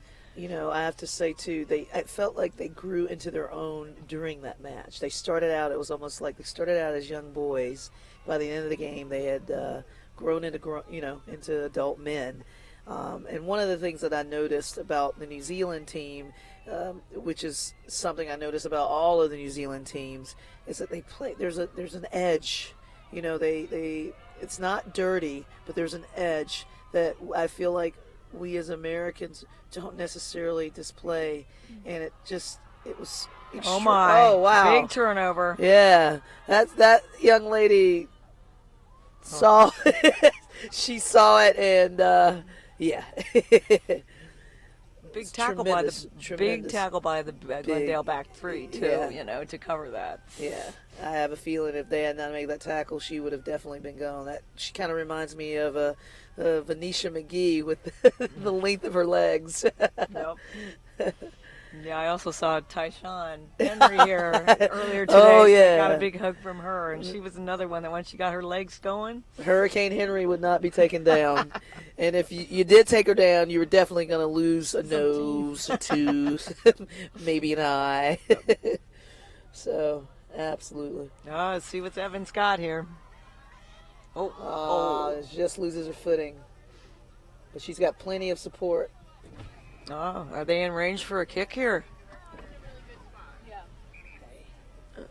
At a game, it depends on the timing here, but they're a little bit deep for a kick. Yeah, and Evan, who went down, she slipped and lost her own footing, but it meant that she got a shoulder that was meant for, her midsection closer up towards her shoulders, but it was... she's been having a hell of a game, though. Yeah. Yeah, these... I don't recognize these players. It seems like I stepped away from rugby for about a year, and but it's youth. The talent pool is pretty awesome. There are a couple of other players that we have mentioned quite a bit this game, like as you stated, Evan.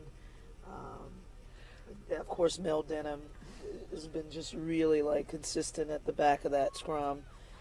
With cleaning up the ball, cleaning up just dirty ball all over the place. Jenny Kuchar having a pretty good game. Kelly Siri displaying just tremendous experience with her foot.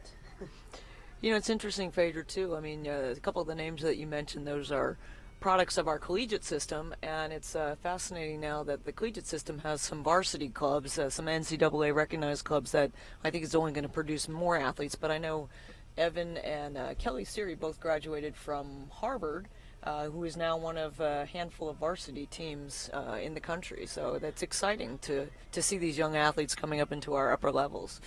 And Kelly Siri now coaching the Harvard rugby team. So another nice thing, another name you mentioned, Mel Denham.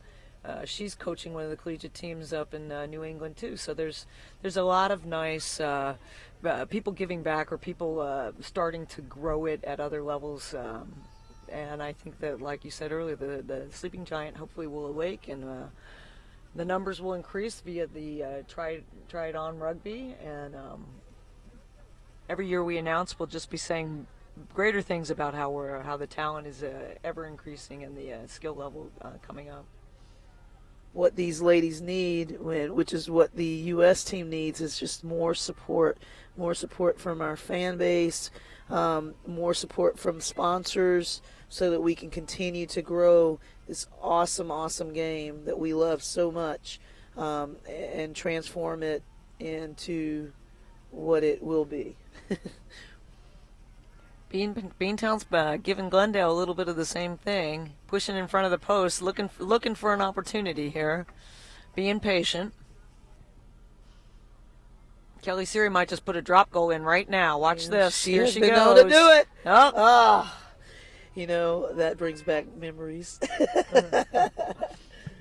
She was set up pretty well right there. That's her thing, man. That's her thing. That's awesome. Well, hats off to her for at least trying it. You have to get it in.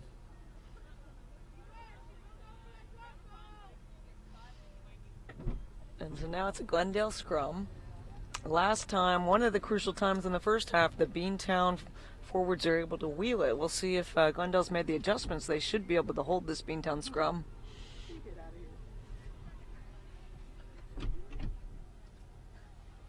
Yeah, Glendale's been pretty impressive against, like you said, this awesome Beantown scrum.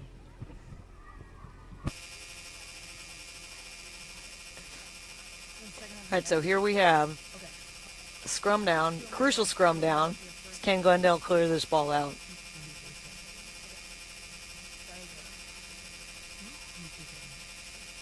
Penalty to Glendale.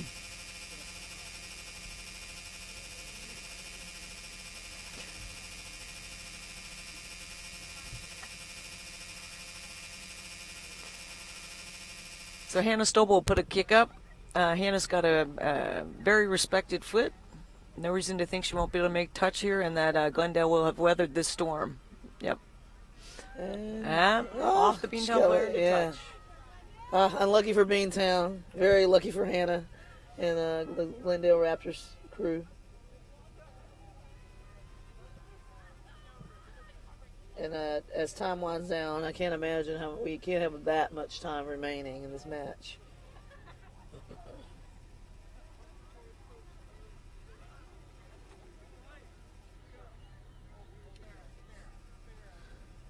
Oh boy, and here we go. Glendale with a strong run there by number 6, Joanna Kalinsky.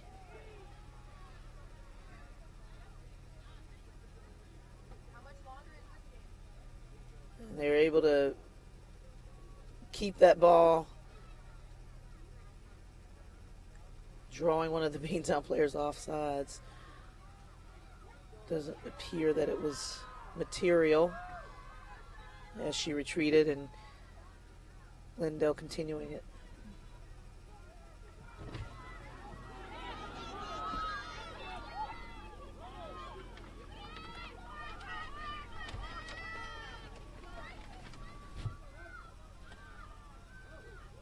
Glendale really putting the pressure on Beantown now, backing them up. Patience, patience, patience. Phase play, the key. And those costly errors Turnovers will do that as Tess Kohanski's there to pick up that. Kohanski's there to pick up that loose ball. Looks like she may have injured.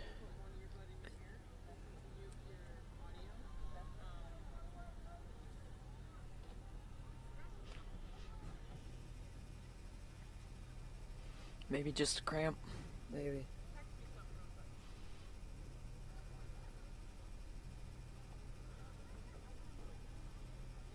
I think she's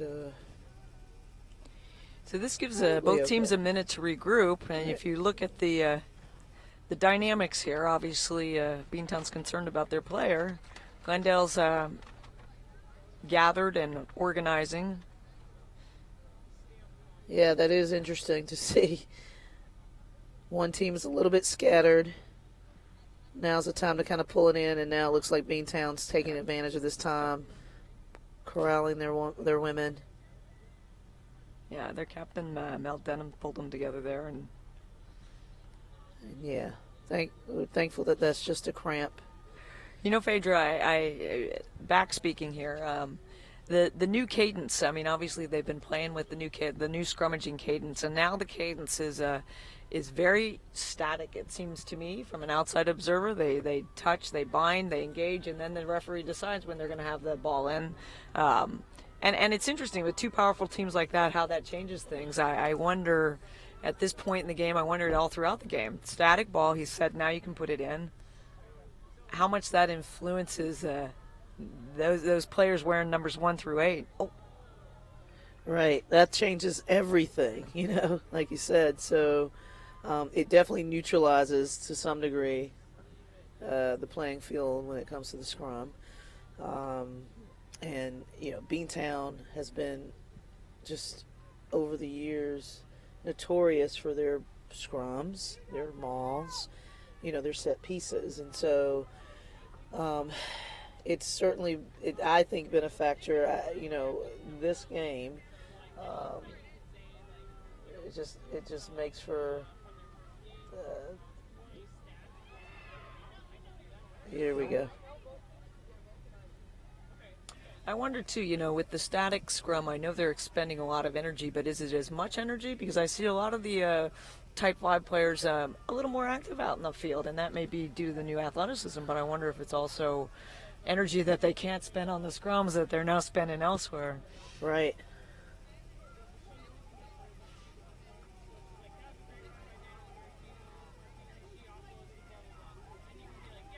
They're so close together. They are.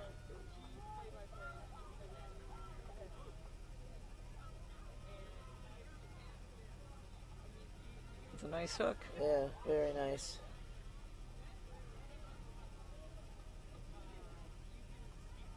That's some good footwork there by number 11 to just set herself up, set her team up for nice support on that ruck. Kelly Siri taking advantage of the weak side there. Jenny Kuchar with a nice little pop kick over. Kick and chase. And she's putting pressure on. She nearly tackles.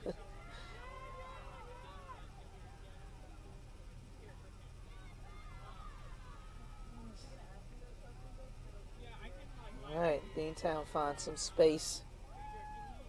Looks like number 12, Jessica Peterson. She's been a force this match.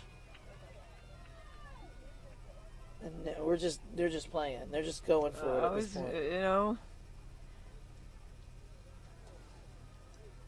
Securing ball there, Glendale. They just continue. They got to keep their support there. They're going in fewer numbers, and Beantown is notorious for going in with many. Oh, a slight mishandle there, resulting in a knock-on. Referee Kurt Weaver playing the advantage to Beantown. Yep. And we're going to have a Beantown scrum. That was just unfortunate. Unfortunate. But now's the time to take a couple of nice, deep, calming breaths. Lick your fingers, and go back to it. Yep.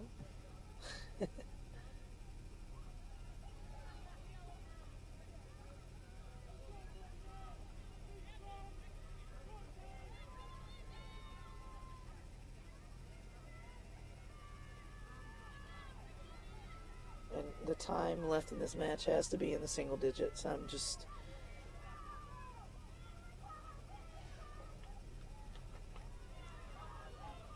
I'm sure the referee has told the players how much time is left.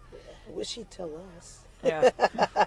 It's unfortunate there's not any kind of a running clock here either, or we're not wired into the refs, but Right. it's a huge tactical issue right now, knowing how much time is left. Hands in against Glendale.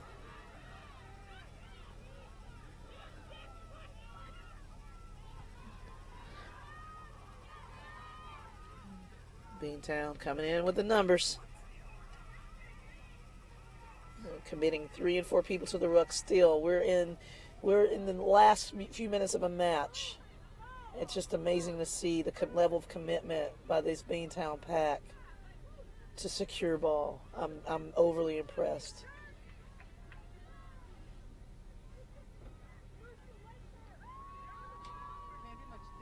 Looks like Kit Wagner lost a boot.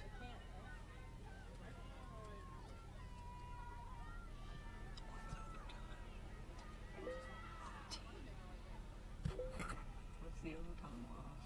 Huh? What's the overtime law? I don't know. I'm trying to figure it out. I feel they want to know for the commentary what the overtime is. Overtime? Yeah. They want to know.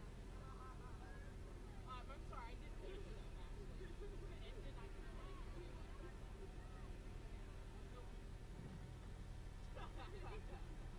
And we have time on again here.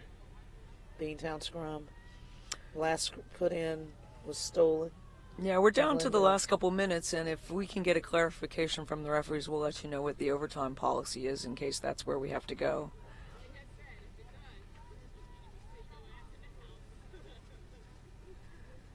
Looks like Beantown has a player that may need to be seen by a medic. She wasn't really interested in doing that. Her teammates were. Phaedra, can you relate to that? Oh, I have no idea what that's all about. Yeah, these players are passionate. As a medical personnel who's had to come out and said, you're off. Yeah. You get a lot of shaking heads and you get a lot of people saying, are you crazy? I'm not coming off at this minute. That safety first. So, Krista, what happens here if we are looking at a situation of overtime, which seems pretty likely in this match? Well, it looks like I've gotten a clarification here. So those in the audience and us announcing here, apparently there will be a 5-minute break at the end of regulation. Then they'll do 10 minutes of play, and then they'll switch half and do 10 minutes more. As it is not a sudden death. They'll play the full 20 minutes. We'll get that information for you in just a second. I don't believe it's a first score wins. Well, let's just see if Beantown can win this scrum on their put-in. They've experienced a lot of pressure, but Mel Denham does a good job of clearing the ball from that scrum.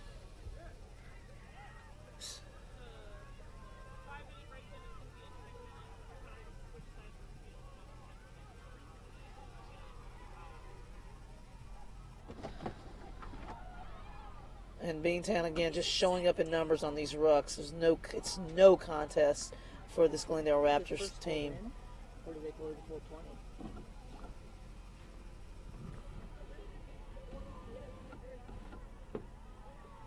And the speedster there for Beantown. If I could catch that number, I'd tell you who it is. Alyssa Green, number 14. Yes.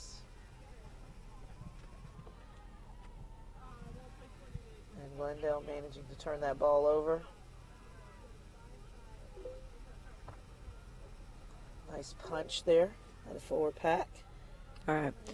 They need to just maintain possession. And they get a break here with a penalty. Beantown player losing their feet in the ruck. It's pretty fascinating, Fader, how in this last 10 minutes we played between the 40s. Both teams are kind of bucking up and saying, we're going to let you play with the ball between the 40s, but we're not going to let you get inside the 22 just in case. And, yeah, it's a definite contrast to the first half where the games were played in the within the 20s. Yeah, a lot of goal line defense was being played. Mm-hmm.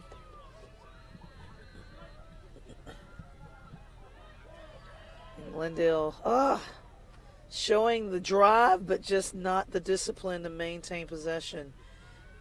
But they had an advantage from a Beantown knock-on, so they're going to get a second break here. They've got to maintain possession. They've got to cut these little eras out of their game, especially at this leg of the game.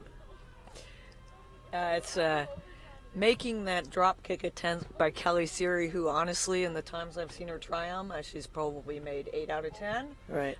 So that drop kick attempt, where she had a pretty clear shot, is looming large here, because that would have been the difference at this point. Absolutely would have.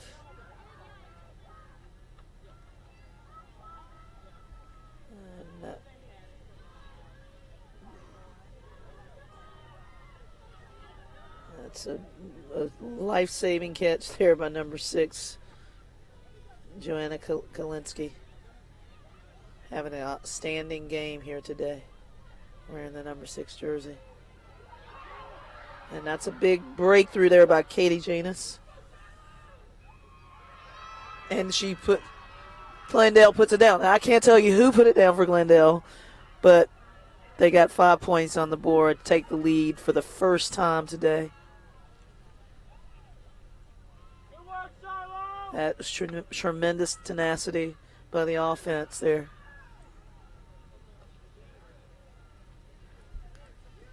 That was number 18, Katie Janus, who scored for Glendale, setting up a definitely challenging but not impossible kick for Hannah Stova.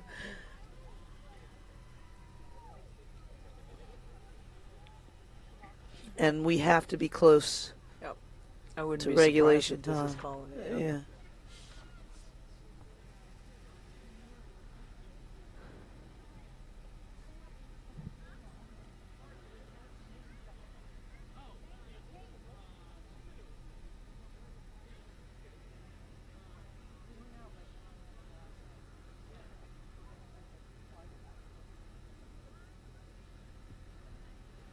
And that kick is no good, but it secures a win. Glendale coming out on top, your third place team for the 2013 Women's Premier League National Championship, ousting the Beantown Club, Rugby Club, 17-12. This whole match, first half, first 20 minutes of the match, Beantown dominated. They came in, they put down 2 tries. And then Glendale showed a tremendous amount of fight. They stayed in the 22 of Beantown for quite a while. They had many opportunities to score. They didn't score until the second half. Most of the second half played between the 20 or between the 40s. Yeah. And Phaedra, that was the first moment in this game that Beantown was behind. Right. At the final whistle. And Beantown had a try that they thought they had scored to put them up 17-5 or 7. And only to have it called back by the AR. Then Kelly Siri had a chance for a drop goal that would have put them ahead. A really great game. All credit to both teams. The effort level was wonderful, and Glendale just stood in there and kept going and got the points when they needed them as the whistle blew. Absolutely, this was just a well contested match on from both teams. Beantown showed tremendous discipline in those rucks and set pieces. But at the end of the day, they came up 5 points short. Big congratulations to them for taking home the fourth place prize. Huge congratulations to Glendale for coming up third. And we hope that you'll stick around. 3 o'clock coming up, we have the Women's Premier League Championship match to be played between the Berkeley All Blues and the Twin City Amazons. Now that will be a match to not miss. Again, it'll be the third time they've played, so it'll be interesting to see how that goes. Phaedra, I want to say thank you. Phaedra's a wonderful rugby personality and an incredible player and an incredible person. So thank you for inviting me to come help you announce. Krista, hey, I learned from you, so I give all praise. You're one of my mentors in rugby and life. I appreciate you for being here today, and I look forward to speaking to you more. Thank you, Phaedra. I appreciate it. And thank you for the warm seat in this booth to watch this game. Absolutely. Y'all come back and see us at 3. We'll see you then. All right. Bye-bye. Bye. Bidwell wants the seat. Hey, I've been keeping it warm for you.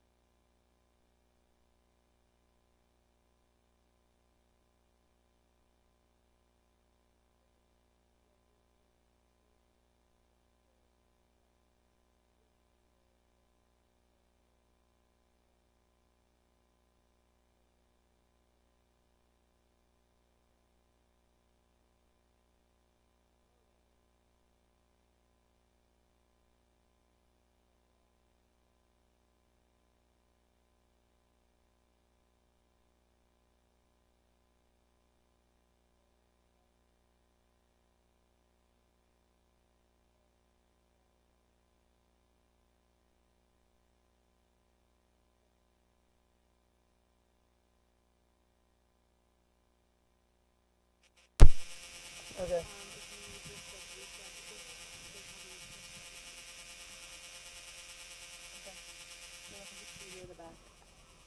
Okay, that's cool. All right.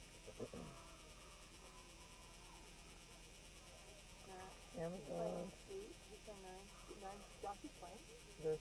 No, they're probably changing. I'm live.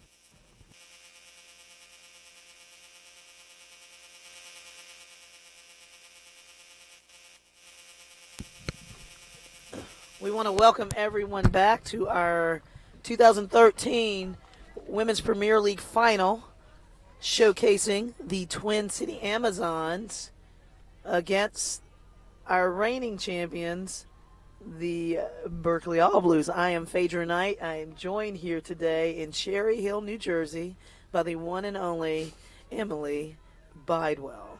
Hi, Emily, Phaedra. thank you for joining us. Thank you for having me. Emily is a U.S. 15s player and a U.S. 7s player. Has played with the U.S. 7s team for a while, and she's going to impart a lot of her wisdom of rugby over the past season on us today. Excellent. Thanks, Phaedra. Absolutely. And so we're off here with Berkeley winning or getting the ball kicked to them. We got Kayleen Lundstrom with a big run on a counter attack on the kick. Awesome run. The Amazons are coming out looking very sharp. This is their third time meeting this season, and I think the Amazons have been on the winning end of the stick both times. Is that correct? I think so. I think it was a 1-point win. Someone can correct me on that, in their first meeting, and then when Berkeley traveled to the Zons, it was a pretty significant win, and then now we'll see what this third game has to offer us. Well, it's difficult to beat a team, as Kristen McFerrin already referenced earlier today, 2 times in a row, or 3 times in a row. It's difficult enough 2 times in a row. Glendale demonstrated it a short while ago by coming up with a literally last second win against Beantown. So it's possible. It's possible for this Amazon team to really do what only one other team has done in a final against Berkeley in the decade. Exactly. And that's when, and that was actually New York in 2006, because I was on that team, so I would know. But yes. I think that there's an interesting adjustment that's been made for Berkeley. They've moved Natalie Machino into 9, so we've got her moving the ball off the base of the rucks, but also her kicking in phase play. Now, you've played with Natalie, obviously, with the U.S. 7s team. Was she doing any scrum half play during that time? No, she was playing center, a little bit of fly half, but obviously in the 7s game, everyone's scrum half, so she's got that capability she's got a good pass off the base, and she's also got some good vision and a good foot, so they'll use her well there. She'll be able to move the ball well to Ruth, so she can launch the attack with her centers, Jill and Jen. That's interesting. This Berkeley team being coached by Adrian Ferris, is that correct? From New Zealand. Interesting fact, him and Richie Walker, my coach at the San Diego Surfers, played together in school in New Zealand. Oh, awesome. Yeah. Awesome. And then we've got, obviously, I'm sorry, I'm still caught up on the last game. The Twin City Amazons, coached by the one and only Roger Rugemeyer. It's been a while, for many, many years. Yeah. I've actually been, I'm not sure, have you ever been coached by Roger? I haven't been coached by Roger, but I know that he's been building the Amazons for years, and this really has looked like a huge year for them, so he's been doing a lot of hard work there in Minnesota. Well, they're certainly showing their dominance with good possession during their phase play, committing just strong numbers to the rucks, very similar to what Beantown did earlier.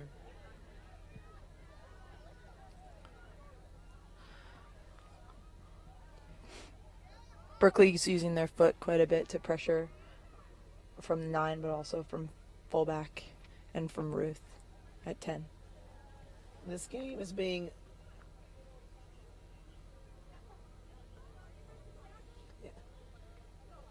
Actually, Amazons are, Yeah, undefeated. Still the undefeated, still the only undefeated team, or now the only undefeated team here, coming into this national championship.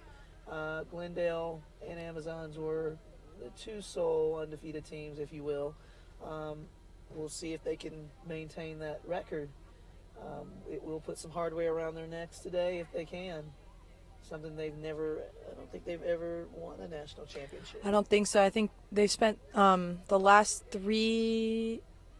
So, this past year and the year before that, they made it to the top 4 in the bracket, but didn't make it through the semifinals. Head referee of this match, Leah Berard. She imposes a penalty against Berkeley. Ball did not find touch. Number 14 for the Berkeley All Blues has run it back, rather. And Natalie Marquino showing her abilities at scrum half. Yeah, it's a great pass. Just give Rue some good width. It moves the ball a little wider. It's good to see. And then her foot right away. Excellent to see some returning Eagles from the 2010 World Cup. Blair back on the field. It's great to have Blair back, even though I was playing against her. Always an inspiration. Always. I'm really impressed with the Amazons' strength in the set pieces and in the rucks here. So Linnell Kugler on a line break. It's not unfamiliar. That's a knock on there. Unfortunate. So the strengths of the Amazons through the seasons, I mean, they have a really strong forward pack that they've been building for the last few years. I mean, they're really dynamic in the rucks. They keep possession of the ball, but then they can move it out, and they've got 2 of the best centers in the country. Linnell Kugler breaking lines left and right, and then Sylvia is always really great in support. So they've really developed this game plan and holding true to it. And they've got Stacy Bridges doing some good work in the back row, making some line breaks as well. So they usually capitalize on those line breaks, and it's been pretty hard to stop them because their support's so good. Well, that dynamic duo is what I referred to them as last year at the WPL Championship 2012, Sylvia and Linnell. And I guess they were not going to disappoint today. No, absolutely not. They're so used to playing it together. They play together on the national team and then also here at the Amazons, and you can tell they just know what each other's going to do, and Reebok sets them up pretty well. Well, what do you think, has contributed so strongly? I mean, you just mentioned some things, but what has made this Amazon team so unbeatable? I think what's made them unbeatable, I mean, their dominance in the forwards. I mean, I think the thing with WPL rugby, I mean, it's the same with collegiate rugby, is if you've got really good forwards that can maintain the ball and suck in the other team's defense, it's really hard to play with. And that's what the Amazons have been doing all season long, just dominating the rucks. And then they know when to send it out to their 2 dynamic centers, and they've got some wings that finish, and also their fullbacks had a really great season. I'm not sure how new she is to the Amazons, but she's been doing really great work because teams will key on Sylvia and Linnell, and then Reebok's doing a good job of reading that and then hitting her, and she's been scoring some tries for herself too. So they've got a lot of different faces to their attack, and I think that it's a big year for them. Well, traditionally Berkeley has been a very well-disciplined team headed by, over the past, several years, Kathy Flores. It's just interesting to see them draw a penalty. They don't make a lot of mistakes, which is why they have been able to maintain so many national championships or attain so many national championships. Yeah, I think what's amazing about Berkeley is that no matter what type of season they have, no matter what type of injuries they have, they're always able to rally and show up at the finals of the WPL, and they can really play on the day. And it's the experience of some of their key players and they're really able to bring it out even when they might not have had the strongest season. So they're always a team to really be wary of. Yes. Well, we have a scrum here to Berkeley.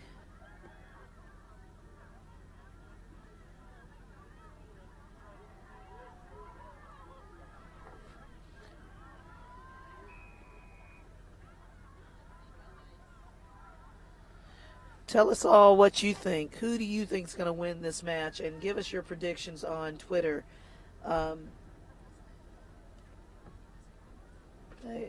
Hashtag WPL Rugby. Hashtag WPL Rugby. Send us your predictions of this match. Oh, nice big bullocking run there. Oh, only to be knocked on. That was Linnell Klugler. On the famous inline. Right. Rare mistake they're made, but you know what?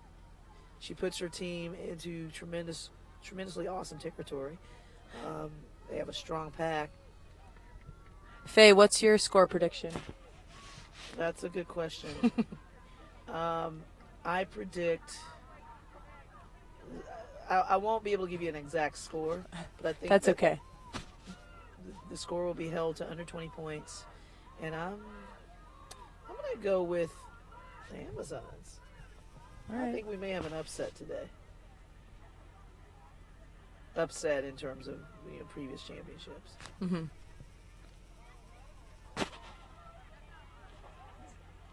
Who do you think is going to pull out this match?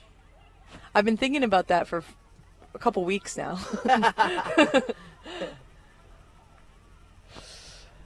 I think it might be the Amazons year, Phaedra. Yeah. When you're playing well, you come into a championship undefeated, you've done the work all season. So it's not about anything except doing what you've done even better, just more consistently. Minimizing mistakes, playing within your own game, but making mistakes like holding onto the ball won't help you. So minimizing these penalties will be key. And Berkeley's going to kick to touch here, kick for touch or attempt to kick to touch.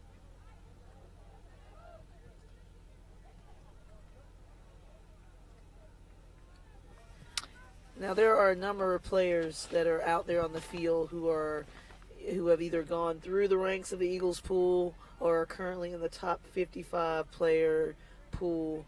Emily, can you impart upon us who those players are? Yes, and I apologize if I miss any of them. Top 55 that Coach Steinberg named a little bit ago include, let's start with the Amazons. We've got number 7, Amanda, so a.k.a. Worm, I think. We have Stacey Bridges. We have Sylvia and Linnell. But Linnell, as we know, has made the move since the 2010 World Cup into the flankers. So she's been a really dynamic 7 for us on the national team. So Sylvia Breton, Linnell Kugler. I think, as far as I know, that might be it for the Amazons. For the Berkeley All Blues, Katie Augustine. She's playing hooker today, and she also plays hooker for the national team. She's excellent in the line-out throw-ins. We have Sarah Walsh, who's playing number 5 and also plays lock with the national team. We have Phoebe Boone, who's at 7 for the Berkeley All Blues. We have Natalie Marchino, who's playing 9, but is also plays wing.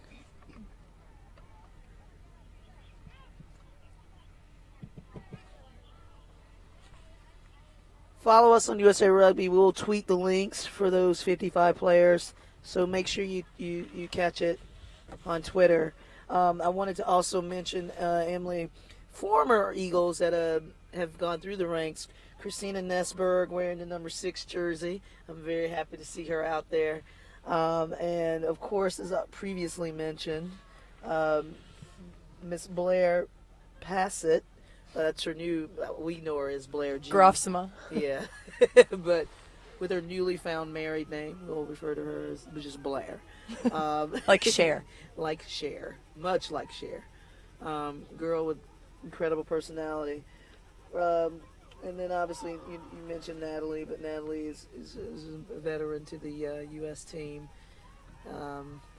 So you got your eyes on the World Cup 2014, is that Yeah, right? hopefully. Yeah. Yeah, I've been working hard the last little bit since Sevens World Cup, and that's the goal now.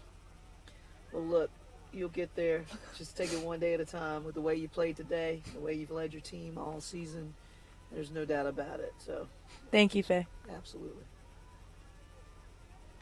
Now we have a scrum down. It looks like barging. Stacy Bridges takes it left. Right. Barging by Berkeley.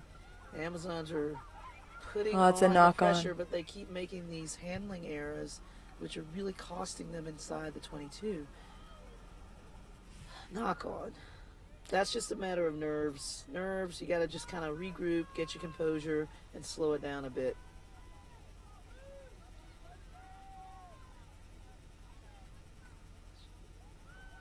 So we'll look now for Berkeley to go right to Ruth to get some territory and get them out of this red zone. That's a nice scrum there. Good surge by the Amazons, but Oh, nice work, Blair. showing her veteran talent and ability.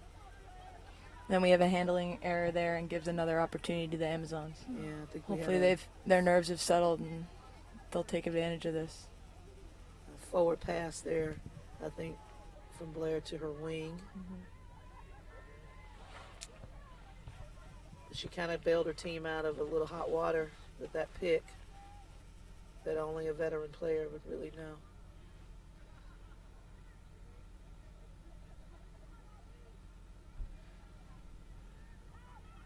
The wind is a factor, as has been noted today. Yeah, exactly. Big factor today. It's been hard. I don't know if it's gone down since our game, but it was really hard to move the ball too wide.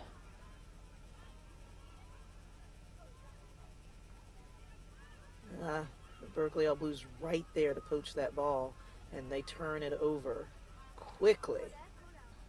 And that's the thing with Berkeley and their experience in the national championship final. They're not frazzled even in their own red zone. No, it's composure. Composure, composure, composure. It's the difference maker. They kick the ball to touch. As the Amazons give it another go. They've had the opportunities down in this area of the field, and they've been dominating. I mean, we played the last, 15 minutes in this area? About that. Now Berkeley's starting to show their prowess, delivering some behind the game line tackles. Was that offside, I think? Yeah, I think that was offside by Berkeley. It's rare to see them commit this many penalties so early on. So the decision to take a tap as opposed to going for posts in that field position, I think that they feel like they have the momentum to get a try now as opposed to just taking 3 points in. Yeah, it's a state they're making. It's a statement to be made to be able to score a try. And when you've got your midfield stacked with folks like Linnell, Kugler, and Sylvia Breton, you got to take those chances. They get another penalty here. It's just the lack of discipline here by Berkeley again. Costing them as the Amazons knock on the door. And it looks like they're going to kick for points here. Yeah, I don't think that's a bad decision. I think that's actually a really good decision. They did. They gave up one opportunity for that, went for it, weren't able to get it. They'll walk away with 3 points now.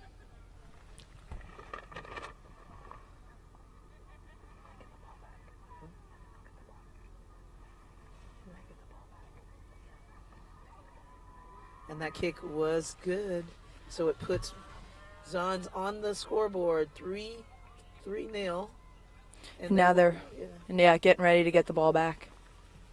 So they've got a little bit of confidence in this national championship match.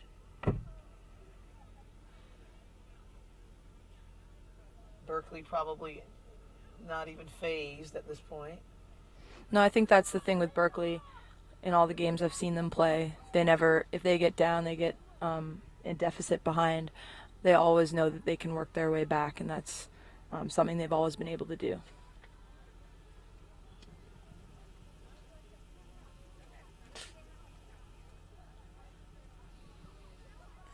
Well, the Twin City Amazons, to get here this weekend to this final match, defeated Beantown 43-10. A pretty decisive score. Very They've been putting up decisive. decisive scores all season. Absolutely. And, of course, Berkeley All Blues defeated Glendale Raptors 27-10 to put them in this final match. So, they both have played some pretty competitive and ambitious schedules all season. They've faced each other twice before, as we mentioned. It's interesting. This is the second year in a row that it's been the same teams from the same pool in the final. So when they do the cross pool semifinal, this is the second year in a row that it's been the same pools again. And I think that was the same situation in the bottom bracket as well. And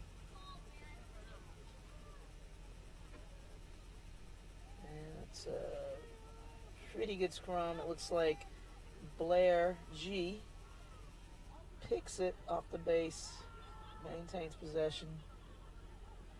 And Berkeley's now trying to make their way down inside the red zone of the Amazons here. It's a nice little chip kick there by number 10. Is that Ruth Bryson? And now, tables have turned a bit. I think it's smart for Berkeley to play field possession. And why is that? All Berkeley's forwards are great. They've got some really great players, but if they've got a good kicking 10, some good chasers, and if they can save themselves a little bit by gaining territory through using their foot, they can really be dominant with their forwards down inside the opposing 22, as opposed to smash mouthing it all the way down there. Absolutely. Nice footwork there. It's nice to have Natalie and have the ball in Natalie's hands so often at 9. Yeah, she's such an elusive runner. She's tremendous. Very quick and very difficult to tackle. So she doesn't have quite the same space, but she's definitely she doesn't need it. She doesn't need it. Yeah. Yeah, she's awesome like that. And it looks like they put That's it a try. down. Wow. Yeah, you can never doubt Berkeley. Never doubt them and never sleep on them. They are tenacious, they are consistent, and they know how to win. And they have scored their first try, gaining the lead in this game, 5-3.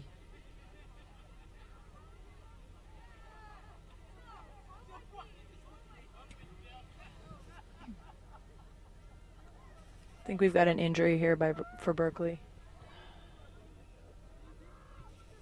Doesn't appear to be anything extremely serious. Well, speaking of Try on Rugby is USA Rugby's new development initiative focused on growing the number of girls and women involved in rugby in the U.S. The program focuses on growing the number of young girls playing and also increasing the number of women coaching, refereeing, and administrating. USA Rugby is partnering with the WPL to start youth programs in their areas by providing financial support and try-on rugby materials. USA Rugby is providing grants to the community by providing starter kits to schools wanting to start girls' rugby programs. Make sure you check out Try on Rugby by going to usarugby.org and clicking on the Try on Rugby link.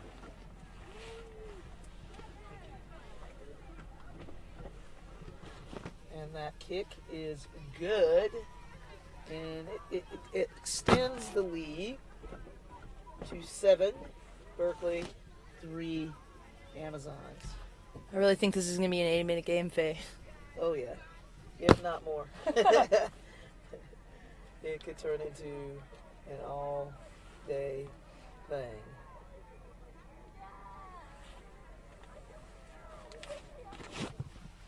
That's Naima Reddick. It's a good take. Huge take. She's a strong, strong runner.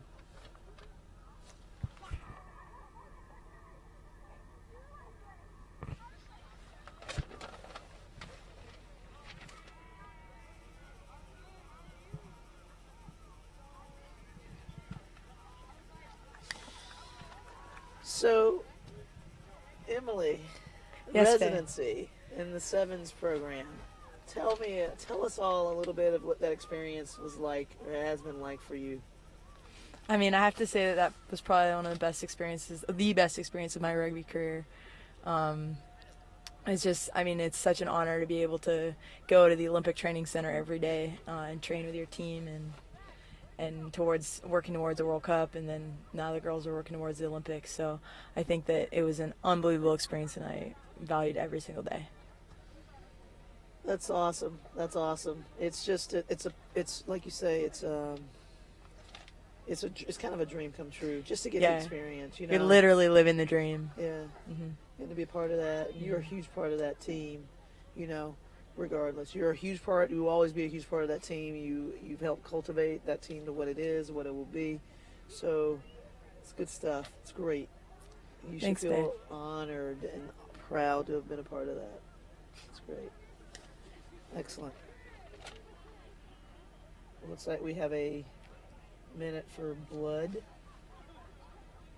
Amazon player appears to be being tended to by the Sylvia Bratton, I think. Yeah. Probably a bit of a bloody nose there. I think we have a sub coming in for... Y'all go ahead and tweet your predictions. Hashtag WPL Rugby. What you think this game will end with. What score you think we will arrive at. Who you think will be on top. And anything else material you think you want to add. Go ahead and tweet it for us.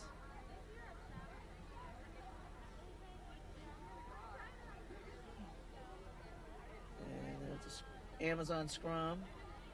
Successfully executed. That was a big run, big tackle.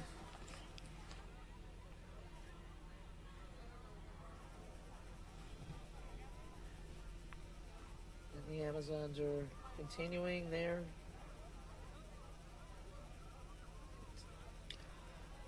progression. Some really good defense in the midfield by Berkeley. Absolutely. That's one of their strong suits. Yeah, but the Amazons are hanging in there. They're committing at least 2 to 3 people to the ruck to win it. And to be honest with you, Berkeley is just conceding it. They're picking their moments. They pick their moments to isolate players. That's what they do. So they play a very conservative game. Preservation of energy. Smart. Strategic. Smart, too, because it's easy the way that the Zons are using their forwards to get sucked in. But the second that you do that, you're going to leave a huge... You're going to expose your outside back. So the way that they're staying aligned and looking up and building the wall is really important. And they're playing an advantage here, the Amazons. As they finally spin it out to their backs. Oh, and then let's Linnell. It's a great line. Yep, and you better bet she put it down. She always does. Excellent run, that strike run. It's so deadly to any opposition. Yeah, they've been running that play all year.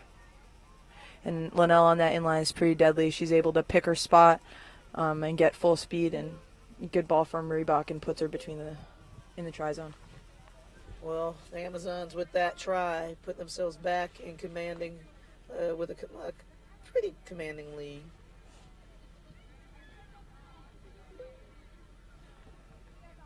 (8-7). Well, no, I guess not overly commanding, but enough. I wouldn't call that commanding. It won't be commanding. But they commanded that score, that's for sure. So. Absolutely. And that kick is just left of the upright, so we're going to stay at 8 Zons, 7 Berkeley. And I think you called it correctly when you said this was going to be an 80-minute match. So let's see. I mean, Berkeley was able to capitalize on the 2 minutes right after the Amazons' 3-point score, so hopefully they're looking to do that again.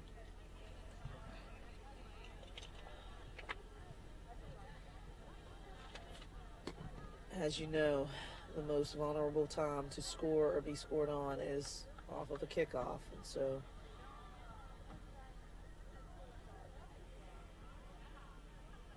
penalty there against Berkeley, offsides. They are really mounting up this penalty count. Safe, secure kick there to touch for the Amazons.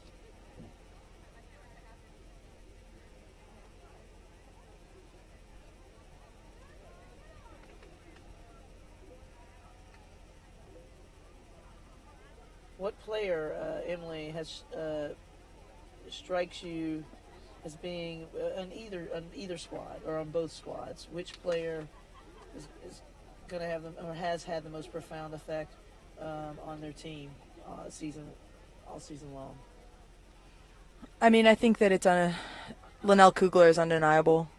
The way that she attacks the line, and that if she doesn't score, then she's making huge gains for her team. Right. Well, that was a big collision there. Fortunately, no one or everyone was ever able to walk away.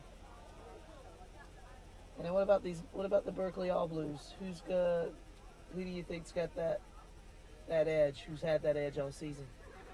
Well, I think that Ruth leads them really well. I think especially when they had the Jossie-Ruth combination, they're really consistent, and she can make some huge territory with her kicks, which, as I said earlier, helps the forwards maintain that energy.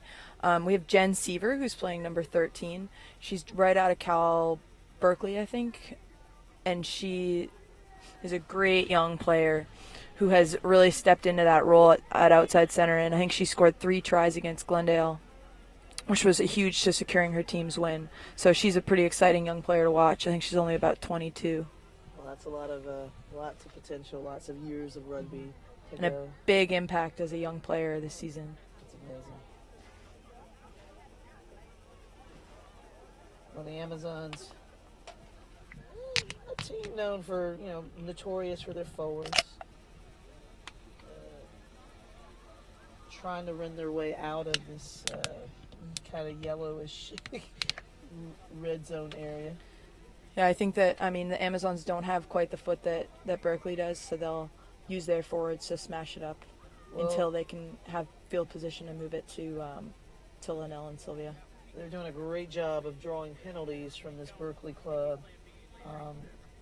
I've lost count. That's a lot of penalties assessed against Berkeley. Mm-hmm. We'll see if the card comes out. So they're electing for a scrum here.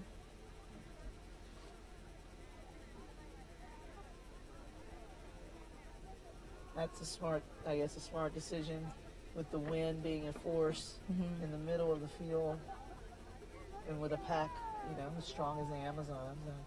I think they'll look for Stacy to go. Yeah. Yeah, there she goes. Yep, we pick. And this is the fullback that I've been talking about. That was a pretty strong run there. And just been maintaining possession of the ball so they can get quick ball and keep recycling and working down the field.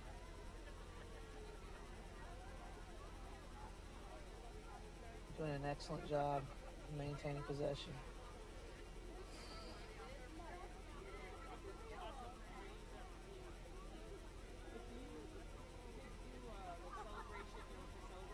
And this is where it's deadly. Yeah, they have they have a lot of runners running set lines, and then I think that Reebok's just being able to pick who to give it to, so that they weren't able to have a line break there, but it's been pretty effective against the defenses this weekend. Oh, huge tackle there on the fly half. I didn't get the number for the All Blues. There's a kick there to just relieve a little bit of pressure. And the Amazons are charging down in numbers. Oh, I think that might be a knock-on. And I think you're right. Lucky break there for the Amazons.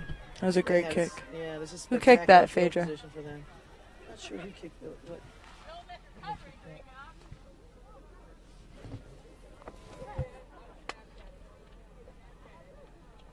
So huge opportunity here for the Twin City Amazons. Yeah, with the score here, the lead will be growing, and I think that Berkeley will have to have some big minutes before the half. Absolutely.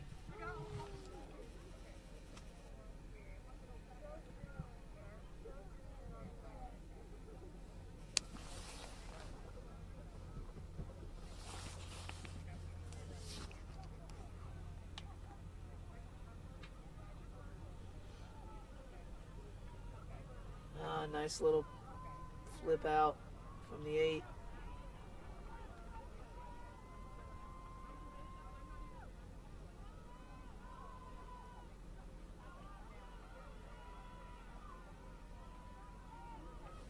The Amazons are going to just continue to punch it up, use their forwards, and set up for this option play that they've done so well. Or not. And they get in for the try. Wow. The Amazons are definitely showing their dominance. They have certainly been the dominant team in this match. Absolutely, question they've been about wearing it. down the Berkeley All Blues. Absolutely, they've been, forcing errors, forcing penalties.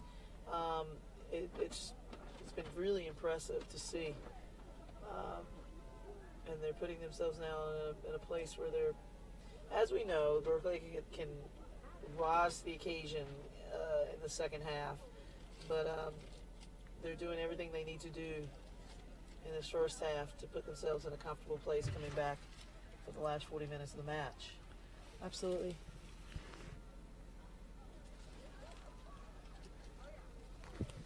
So they're, with that unconverted try, the score is 13-7 Zones.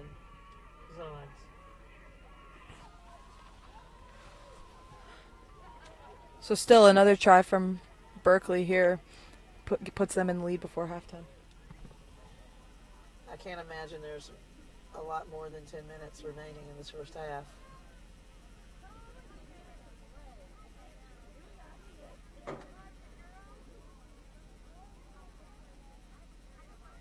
Nice punch up by Stacey Bridges. And Berkeley spoils it. They had a man waiting right there, holding onto the ball. I'm assuming that was the call. And that's it. They're such awesome spoilers, after like second, third phase in play. They set up, they pick their moments, they don't overcommit to rucks, and they come up on top. I think we need to see them string some consistent phases together, though, now. Absolutely. And this is just a dogfight here for the ball.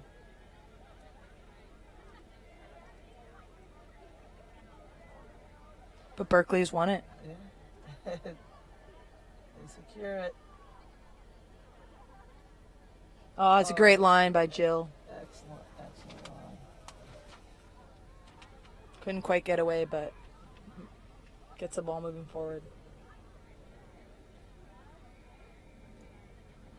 And not rolling away. Penalty assessed against Berkeley. No, I think it was for Berkeley. No, it's a yellow card against number 7. Number 7's gonna take a second. No, I think it's number 4, Katie Chow. Oh, that was number 4. Mm-hmm. Okay. Awesome. So I think that's a repeated offense. It's going to happen. I don't necessarily think she's incurred a tremendous amount of penalties, but when you reach that number in penalties, someone has to take one for the team, and I think that's unfortunately what she is experiencing now. So Exactly. Berkeley's going to be playing short, a forward. So the adjustment they'll make there is they're going to sit Blair onto the flank. move somebody into second row. And you better bet the Amazons are going to try to take advantage It's of a nice this- tackle out of this bounds, match. Berkeley. Yeah. Good defense. 10 minutes. 10 minutes.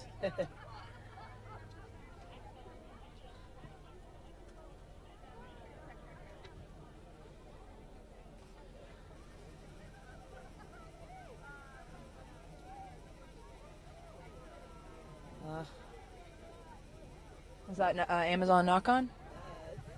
I think it may have been a Berkeley knock, yeah. I think Blair got hands on in that.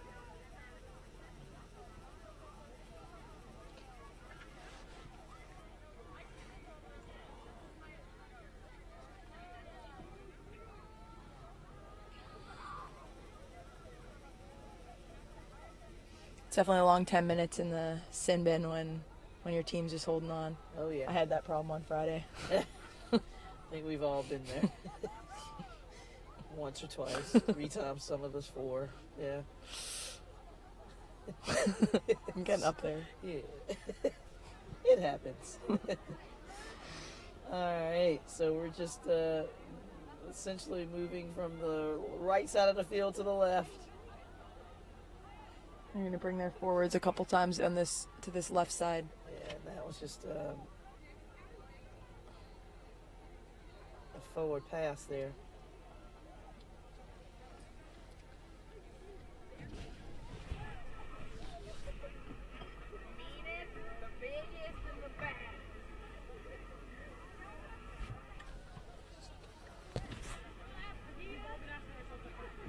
Y'all got mozzarella cheese Scrum here by Berkeley. That ball spills out the back. And then Blair moving Blair forward, G, yeah, feisty. able to put it on, pick it up, fighting there. She's always moving those legs, winning. Just keep going until you win it. And And they're going to try to pull her out of bounds here. Absolutely, but she maintained, again, showing her veteran experience as an 8.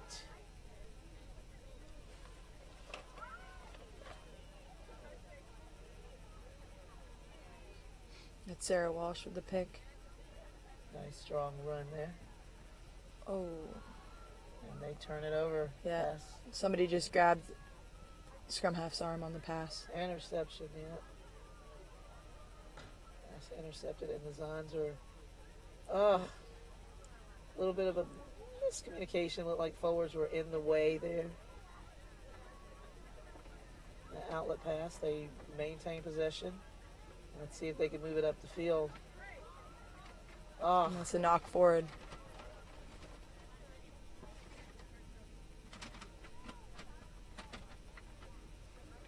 And that's halftime. Halftime recap. Man, we got a ball game on our hands. Berkeley 7, Amazons 13 going into half. Probably got number 4 has maybe another 3 minutes in the sin bin coming into the second half. Good half. Good Really half game. exciting game, yeah. Well, I want to thank you, Emily, for joining me, for imparting your insight, your experience, your knowledge of the game. We're going to be watching you through the World Cup. We'll follow you. We hope we wish you well. We wish you well with Sir Rugby, doing awesome things out on the West Coast. Just keep doing what you do. Keep, stay a student of the game. Keep your energy, your positive energy going and flowing. And we look forward to seeing you in the World Cup. Thank you very much, Phaedra. Thanks for having me, guys. Awesome. Thank you.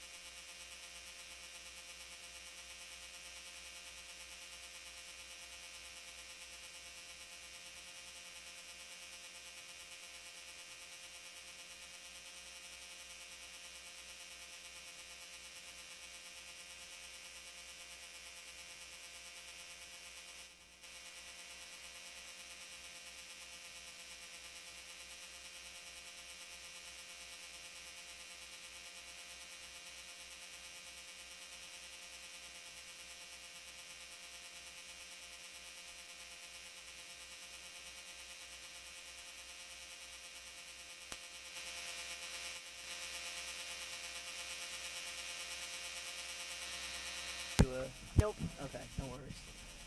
I'm going to introduce you. Can I grab your phone? I'll get you connected to the conference call, and then you can hear me. Y'all, welcome back to the 2013 Women's Premier League, well, USA Rugby Women's Premier League National Championship. We're in the smack middle of the national championship game between the Berkeley All Blues and the Twin City Amazons. We arrive at the second half with the score 13 Zons, 7 Berkeley. And I have with me former USA prop Farrah Douglas, current assistant coach, forwards coach for the USA 15s team.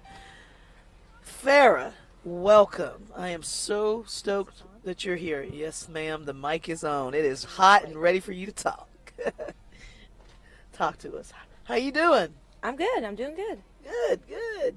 How has your run been with coaching? It's been good. It's a little bit of a transition, coaching close friends and former teammates, but it's been good. I've enjoyed it. Excellent, excellent. Good to hear. Good to hear.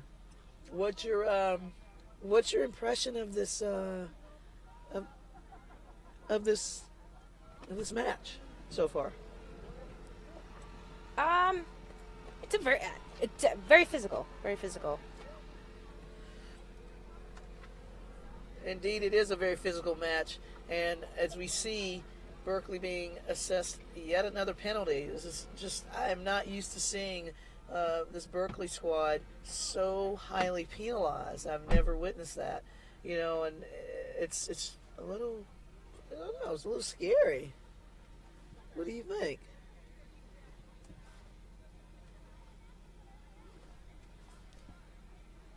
I mean, you've had probably the opportunity to watch these teams all season. What do you think is the primary, impetus to all these penalties today?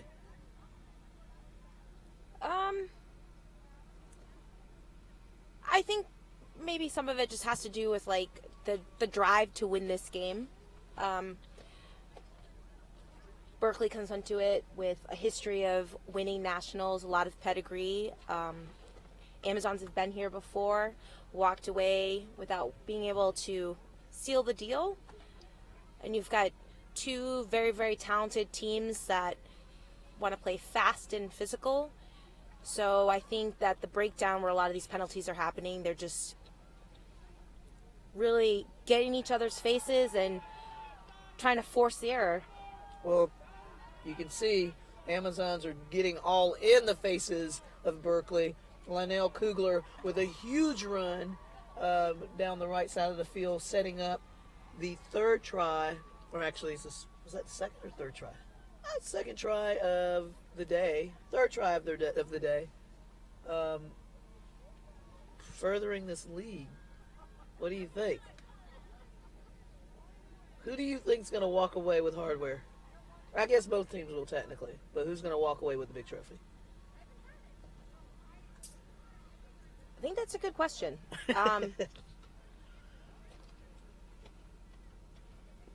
You'll get some people, I think, that would pick Berkeley because of the pedigree, the experience they have on the field, number of former Eagles and current Eagles. But the Amazons are equally as talented with some younger players coming up through the pool, and you got to shut Linnell down. Yeah. She just is doing a really good job of punching through the defense and just go forward. You're absolutely right. And they missed that conversion, which brings the score 19 Zons, 7 Berkeley. And now the lead is becoming more of a commanding league for the Zons.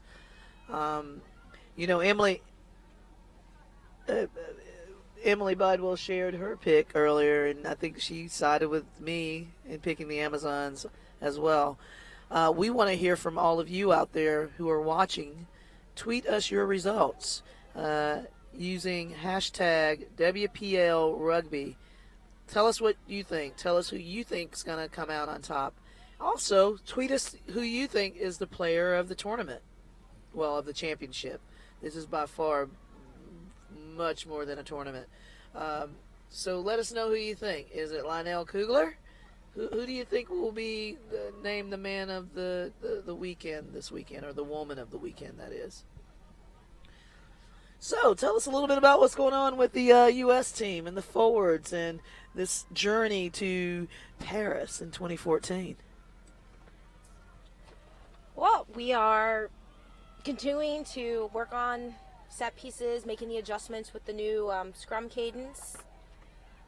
We just met today to kind of look through a plan for 2014 in terms of like scheduling. So we'll have some camps over the year, some international matches to get the players prepped and primed for 2014, and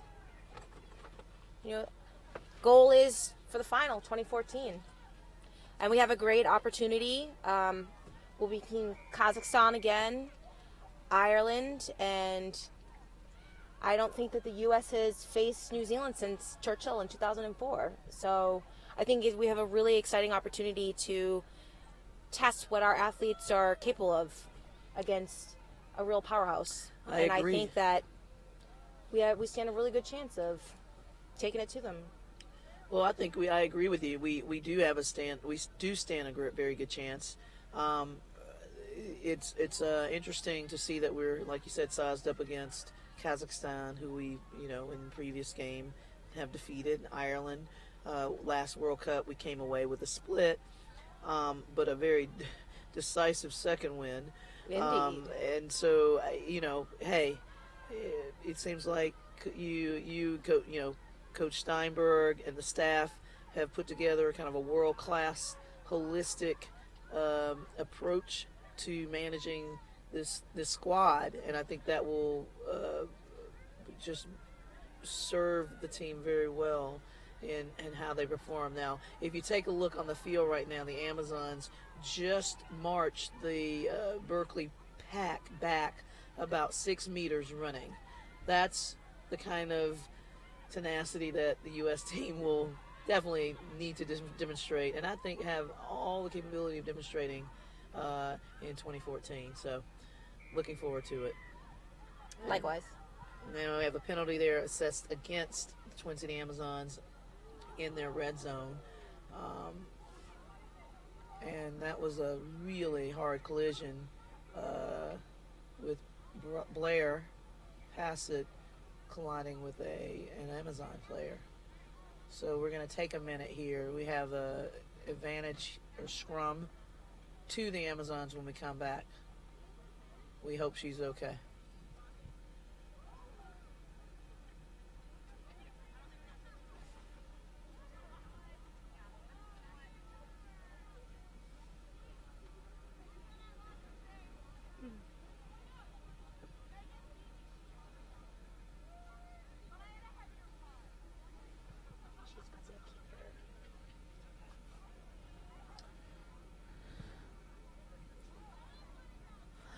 USA Rugby just recently launched a new program, Brains Over Bronze, which essentially addresses some of the what you're seeing right now on the pitch, head injuries. We hope that Blair is okay. But if you'll go to our website at www.usarugby.org /brains over bronze, / concussions, and read up more about that program. It's something that's extremely critical to the safety of our players, and the more awareness that we have, the better. We see Blair's now sitting up, and we hope she's okay.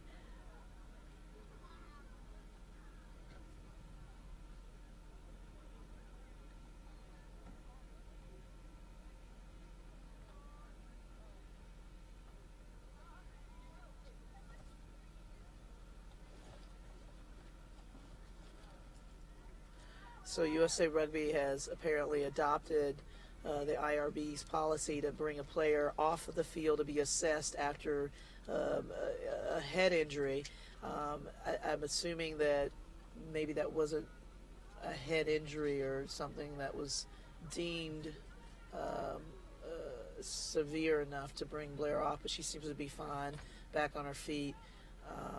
So check out the link on our website, and just raise awareness is always crucial. And now the Amazons are able to win that scrum and deliver a clearing kick to touch, relieving a little bit of pressure. They're still in the red zone, and you better bet Berkeley's gonna put them under some pressure. Oh, tremendous pressure.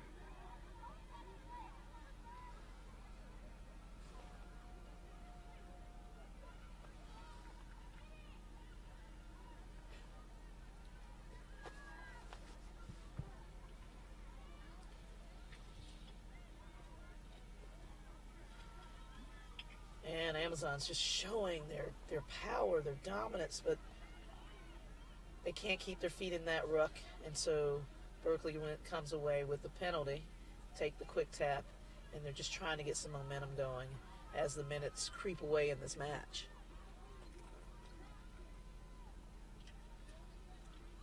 And from our view here, it's a lot of dust and sunlight, so it looks like Amazon's kick block there. Sarah Walsh on the run, trying to compete with the speed of the back line. Didn't quite get there in time, but that was a great defensive effort shown by the Amazons, and great chase by the Berkeley All Blues.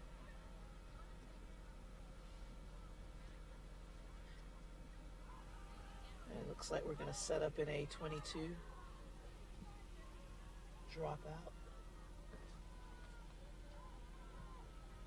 to restart.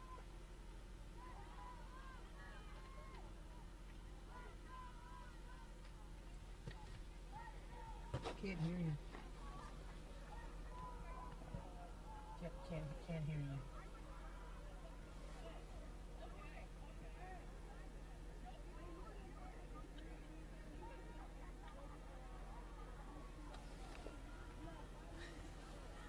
Well, Farrah, you've played under Roger Brueggemeyer at some point when you played with the Midwest, and we both actually have. Yes. Yeah. So, what do you think? I guess, have you had any time to really focus in on just some of the coaching habits of Roger, and how and or just from your experience, what are some of the strong points that you saw, that you experienced really when playing with Roger? So most of my time that I experienced with Roger is either at the club side end playing against him when I was playing for North Shore, but like you, Roger coached me when I played for the Midwest, and I think that one of the things that we're seeing out here is the Amazons, like a lot of Midwest teams, definitely have some bigger, dominant forwards, and you definitely see a tendency for the forwards to really put some pressure around the breakdown. They like to pick the ball, attack the fringe a lot before they move it out wide. A lot of one-off runners off of the 9. And then obviously Berkeley comes in, as a really dominant club. Change of coaching, actually, with Kathy Flores now coaching Brown University, new varsity program there, which is amazing.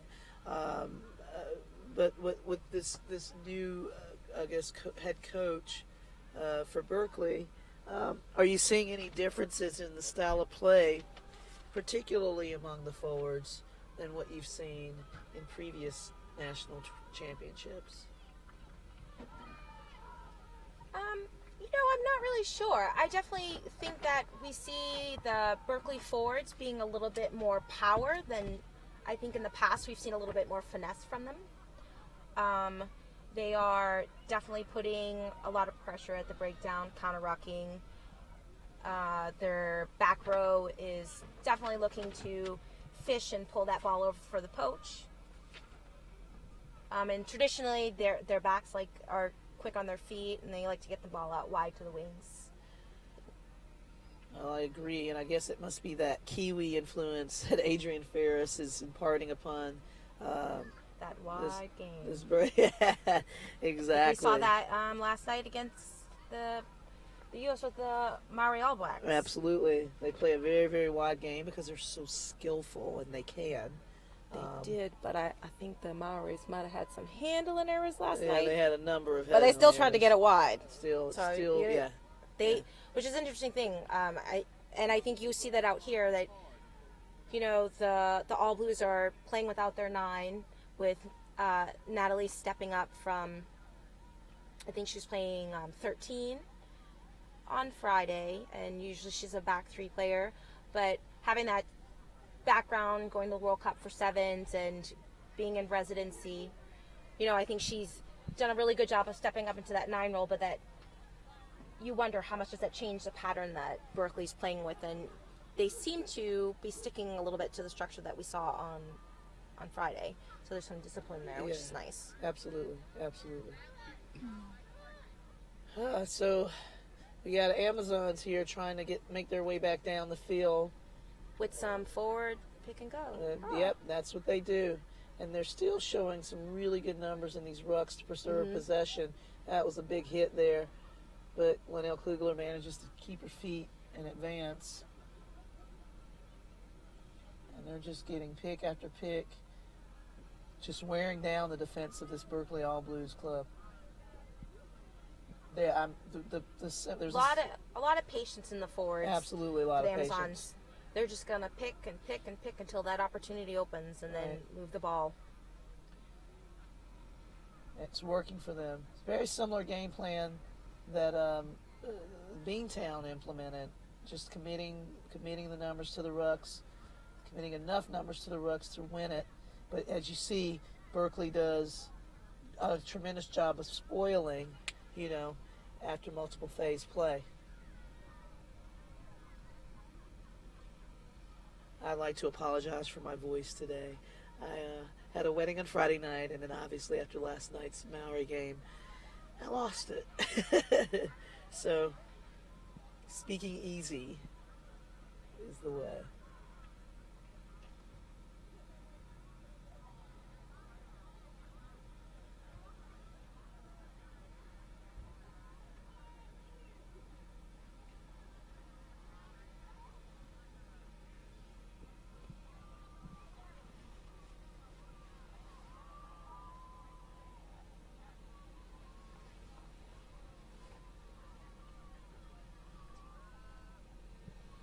Okay, if you want to catch a recap of yesterday's match featuring the USA men versus the New Zealand Maori, you can go to the usarugby.org website and refresh all the details of the match, or all the important details of the match. That game aired today on Fox 1 also, so hopefully some of you out there were able to catch it. But go to our website and check out more. I didn't catch everything you said, so I just recapped it the way I could. You have a lot of wind interference.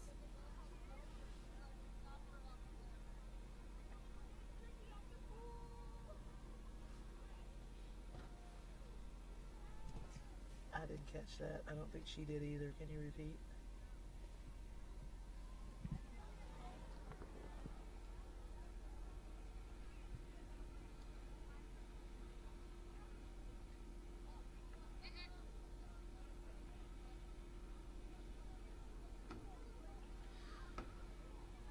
So, Farah, I mean, we have a scrum situation with the implementation of these new scrum laws.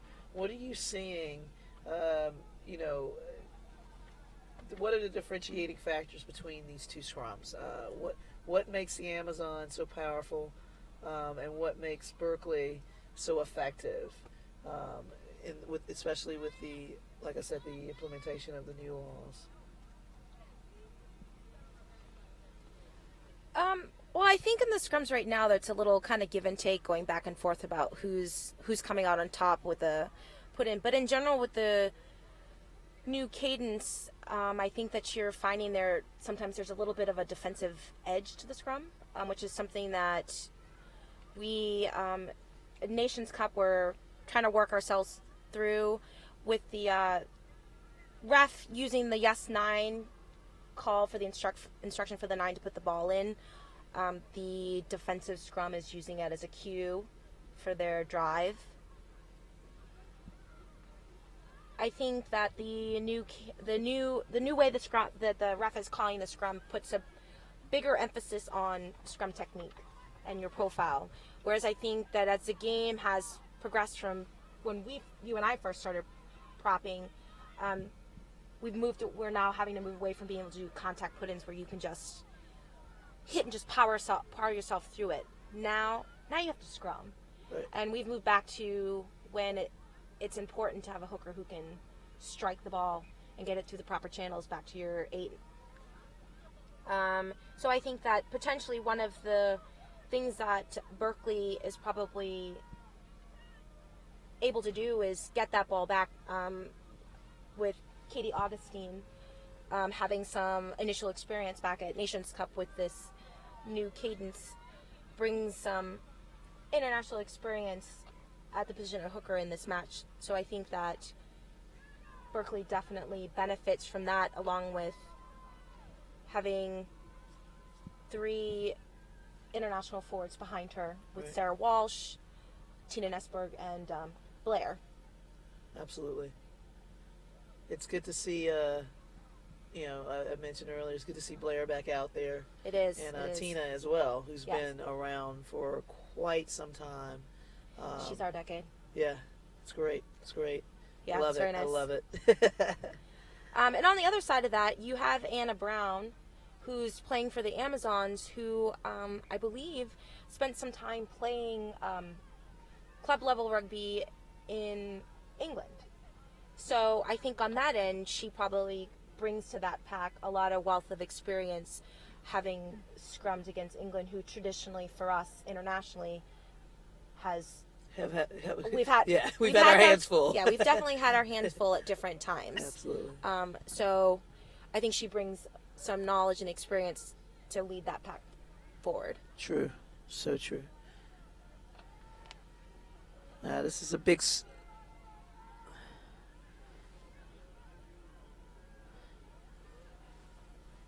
There are a number of subs that have been made in the forward pack in particular for Berkeley. I'm imagining this is strategic to bring on some fresh legs to get some impact play going. And there we go, number 21 coming in at scrum half. Natalie Marquino has now moved back on the wing, home for her. So it's a place that we have definitely seen her carve some teams up, oh both boy, on the domestic end and internationally. She's got some. She's a very fun player to watch. Very fun player, fancy footwork. She's definitely one that entertains, and so, and she jumps in on the ruck and draws the penalty. Beautifully done, and Natalie there takes a nice quick tap. You give her a little bit of space, and you better watch out. Great pick there. And she takes it up. Berkeley got the momentum. Berkeley's doing a good job here of using that quick ball and not slowing it down and just really trying to put the Amazons under pressure and create some chaos in that defense. And the Amazons come away with a steal there. So Berkeley can't seem to keep the ball. It's a knock on. Kind of a big deal if you're going to score points. Absolutely. And when you're down 7-19 with less than 20 minutes in the match, it's imperative. Keep your hands on it. Yeah, it's imperative that you maintain that possession. So we have a scrum here to Berkeley.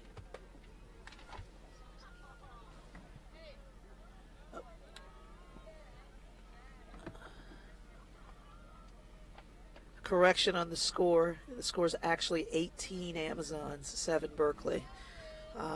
We encourage you to tweet us your player of the match.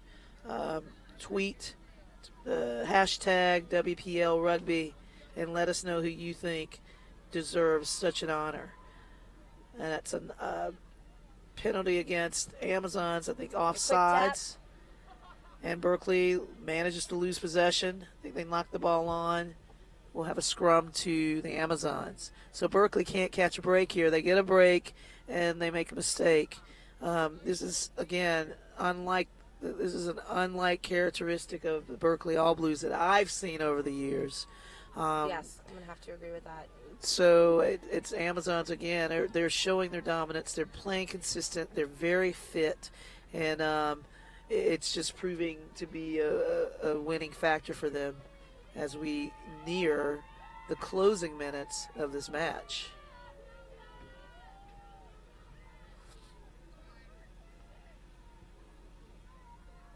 A little bit similar to some of the stuff we saw last night with the Maori All Blacks. Traditionally, you see a much better handling team, a little bit more finesse as they move the ball, Yes. which is something in general I think that we've seen with Berkeley. And, you know, there's definitely a little bit of struggle with the wind that they're working out there, but they're definitely struggling to keep ball in hand. And I can't imagine, Farrah, Berkeley's never come into a final playing a team that's defeated them twice in the regular season. And so that has to be playing or weighing a mental toll on them. You know, it's so unlike, you know, this is the one team that they've not managed to defeat in the season. So a lot of things going into play, a lot of factors that need to, you know, be considered. But the bottom line is that the Amazons are playing heads-up rugby, putting a lot of pressure on this Berkeley squad, as you can see, backing them out of their red zone and just seemingly so disciplined and so organized. And arguably playing the same pace of the game and the same physicality that they came out with at the beginning whistle. I agree with you.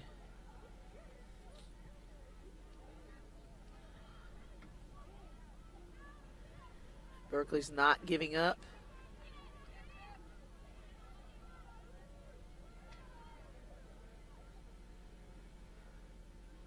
That's a big hit there on Blair. She gets driven back a few. Still on her feet. And the Amazons are just, they're so hungry for this win. You can just feel it.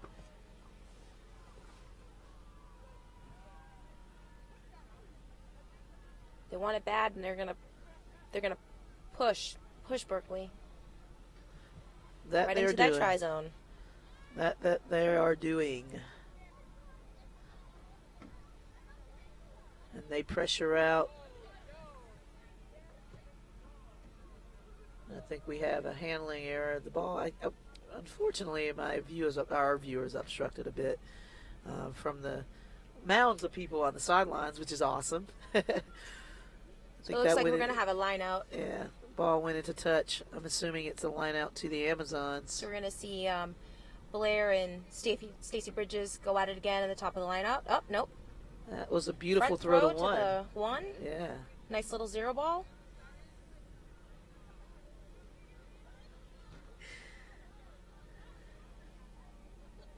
And now the Amazons are going to mix it up a bit. Big run there by Linnell Kugler. Nice job of shutting her down by the All Blue 10. Absolutely.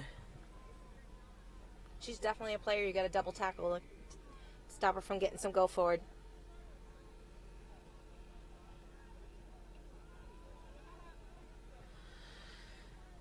We encourage you still to tweet your thoughts of the man of the match. However, that will be determined by, I believe, the staff, which includes Pete Steinberg. Pete Steinberg, head coach of the U.S. 15s team, will be making that decision. And I'm sure he'll probably consult with a couple of people on his staff. But we encourage you to tweet your pick.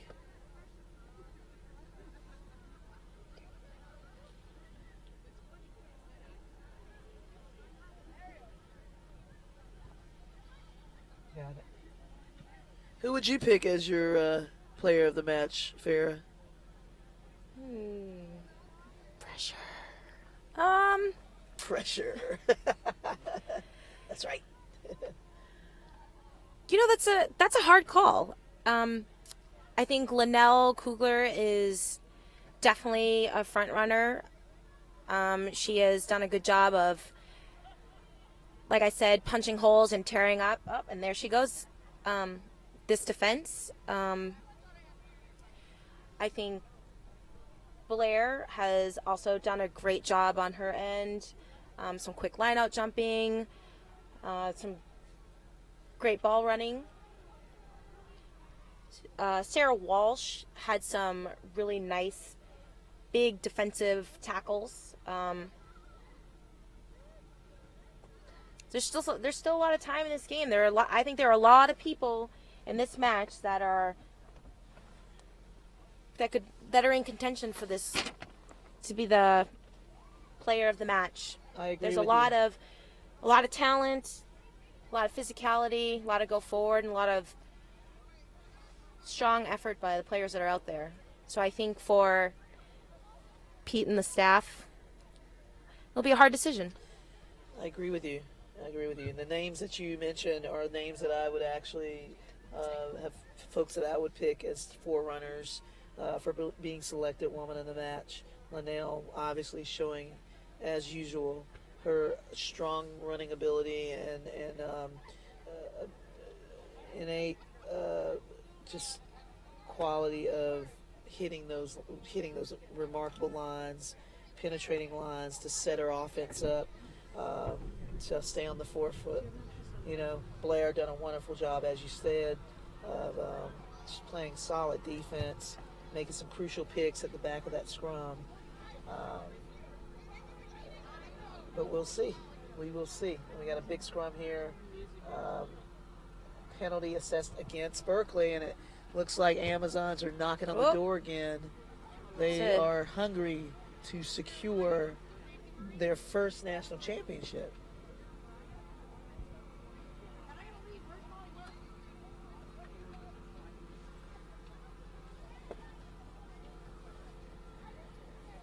And they're just making their way on down. Knock on there, resulting in a turnover ball to Berkeley.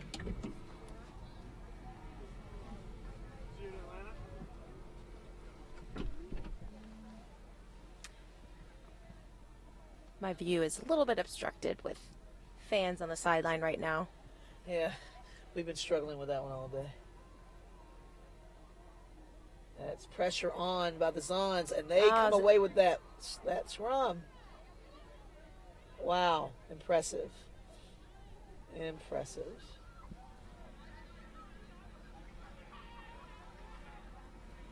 Time has got to be close to expiration.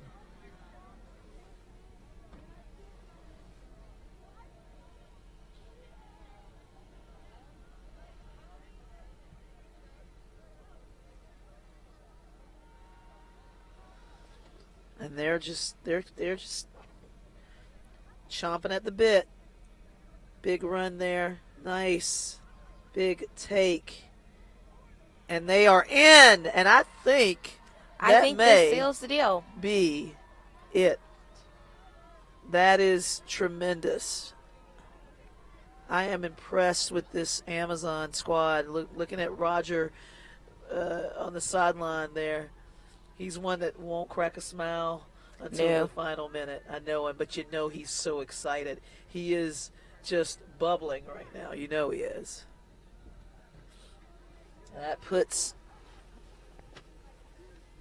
the Amazons up 23 to Berkeley's 7 points. Yep. Relatively easy conversion if she can strike it well. Looking for a tee.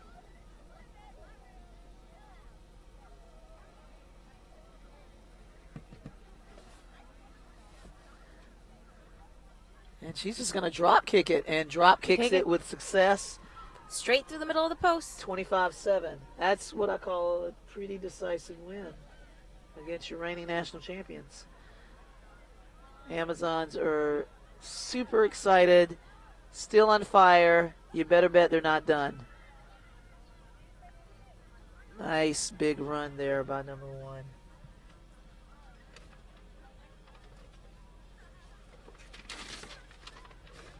It's Rachel Mass.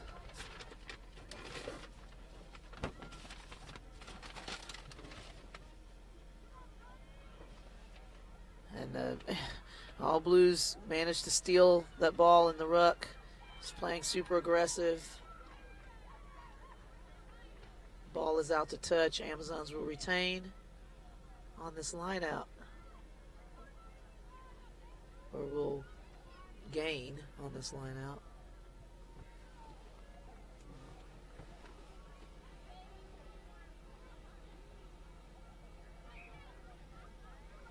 Another attempt to do some zero ball to the front. Unsuccessful. I'm not feeling what? Sorry.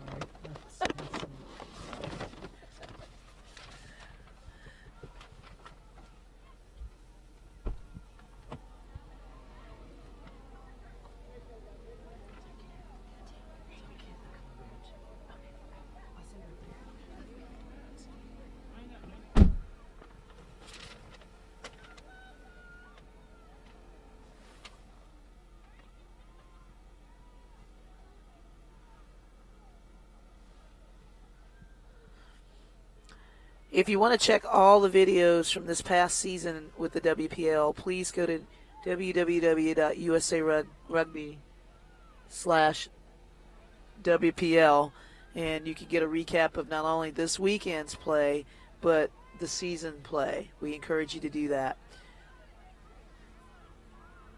And there we go. Awesome defense there by the Amazons. Although Berkeley's not giving up. They're going to continue to chomp away. That's the one thing I think that you can say about Berkeley is coming from that pedigree that they have, winning all the time, winning as many national championships as they had, and their success at the club level, and the quality of players that they have. They don't quit. They don't. You know, they have built a dynasty for a reason, as you can see, and now they put it down. I don't know how much time we have remaining, but you better bet if there's 10 minutes, you know. They're going to push for the try zone. They're going to push. They're going to push. If there's a minute, if there's 30 seconds, they're going to continue to push. So they narrow that lead by the Zons, bringing the score to 12. That kick just left, 12-25, and they hustle back. Time is critical.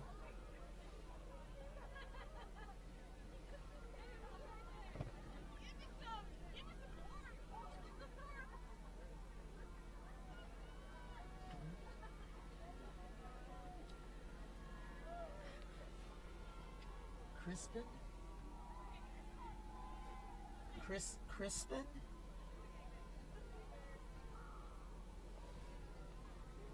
Oh, Crispin, I see. Crispin Club player of the match, is that?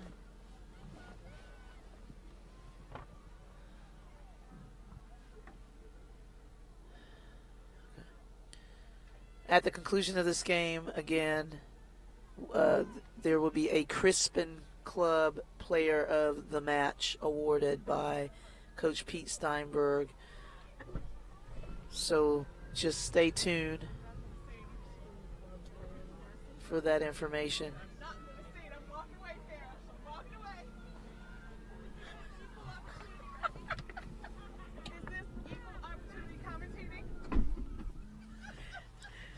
We have great players here this weekend. It's been awesome. Players like Tyshawn Henry in the midst. Some awesome Eagles. Krista McFerrin you heard from earlier. I'm Patty sitting Jervey. with one of the absolute Patty Jervey. We saw the lights of Heather Hale on the field earlier. I got Farrah Douglas surrounded by the sisters that have made the sport what it's come to this point. So it's pretty awesome to be here in the midst of such legendary company, such amazing players. It's also great to see that the legacy still is carried out by the people that are out here on this field. And the Amazons, I mean, very smoothly steal that line out. That was pretty awesome. They just won't let up. And Berkeley won't let up. It was predicted early on this game would be played a full 80 minutes by Emily Bidwell, and she was extremely accurate with her predictions. This game still continues to go. That's a nice run there. Run up the sideline by Kayleen Lundstrom. Absolutely.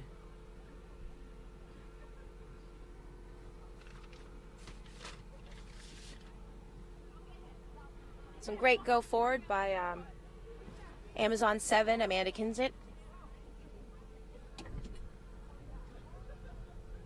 Nice little pick there.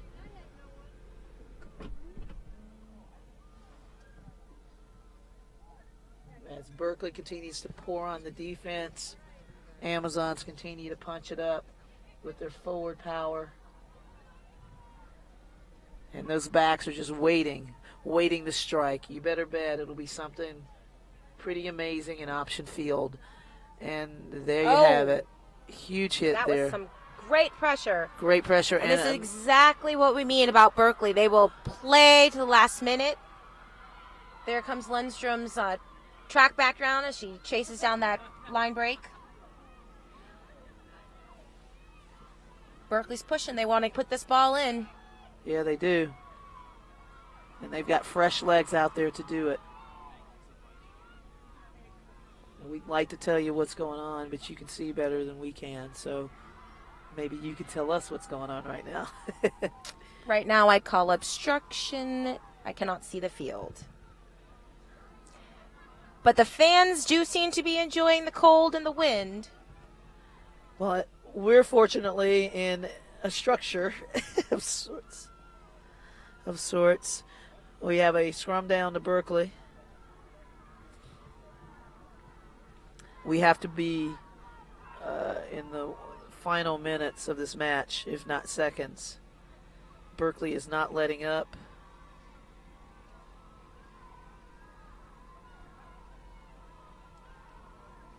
And the Amazons are chanting from the sidelines. There's a penalty. Blair Grostrom punches it up. Fast clear out.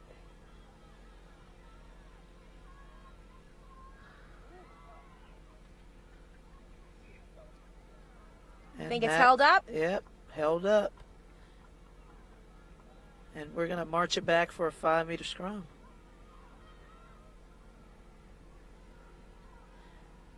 Both teams showing more discipline.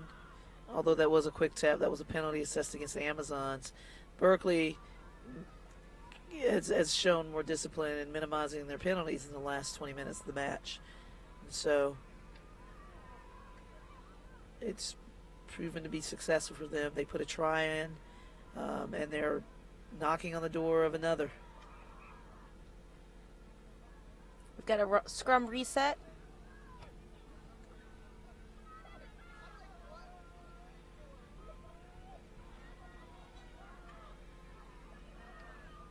Interesting thing about this new cadence is we should be seeing a lot less scrum resets, but I seem to think at the club level that hasn't sorted out that yet. And that is a scrum against Berkeley.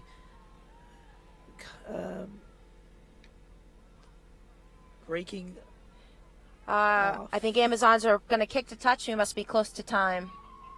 I think it is. And that's the final whistle. Wow. Your new national championships for the WPL, Twin City Amazons, have upset the Berkeley All Blues. Amazing. With a score of 25-12, we have a new national champion. What are your thoughts right now, Farah? I'm on the air, so I'm not sure if I can say what's going through my mind right now.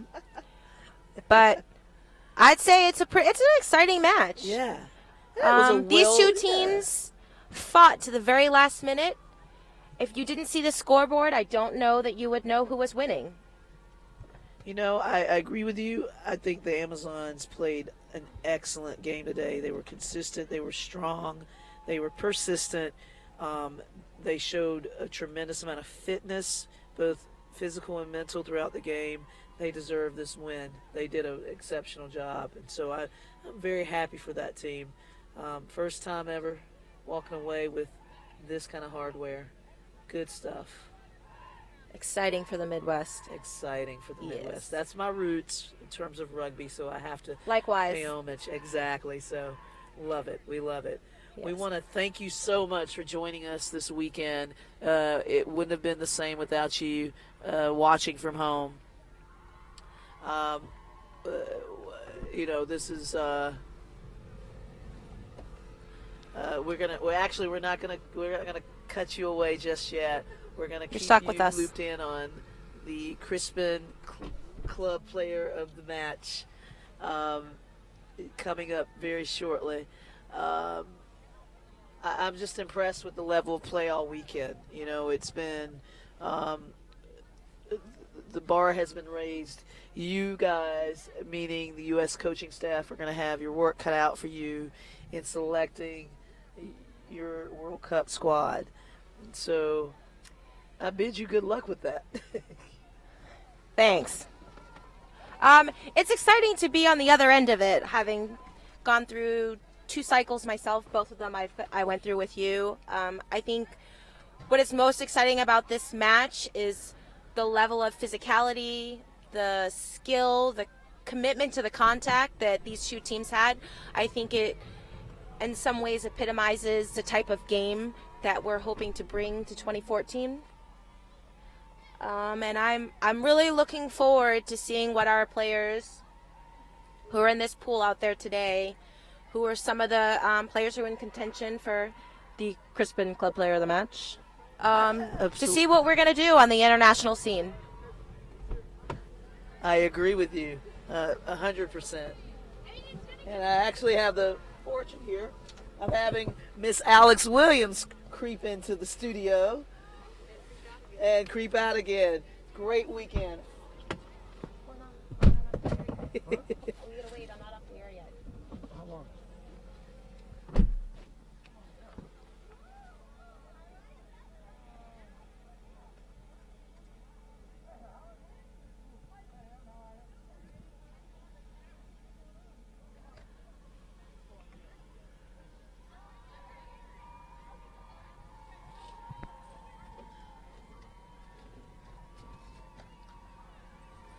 So, you know, there are a number of players, Farah, that have, you know, on this field today that have demonstrated what it takes to be the Crispin Club Player of the Match. You know, tremendous effort. We mentioned Blair. You mentioned a couple of other players out there. Well, you know, today the Player of the Match, as picked by Coach Peter Steinberg, was Lynell Kugler, and I think she definitely earned that award, that title. So we want to thank you for joining us. We want to encourage you again to check out Try on Rugby, which is USA Rugby's new development initiative to focused on getting girls and women more involved in rugby. Check out our website, usarugby.org. Go to the Try on Rugby tab. We want to thank you once again. I want to thank you, Farah, for joining us. Thanks you for all having me. out there for being here, for watching, supporting women's rugby, for supporting rugby all weekend. We encourage you to keep the support coming. Have an awesome day and a great week. Thank you. Paris 2014. Paris 2014. That's where it's going to be at. In it to win it, my friends. So go ahead and get your tickets, folks. Thank you very much.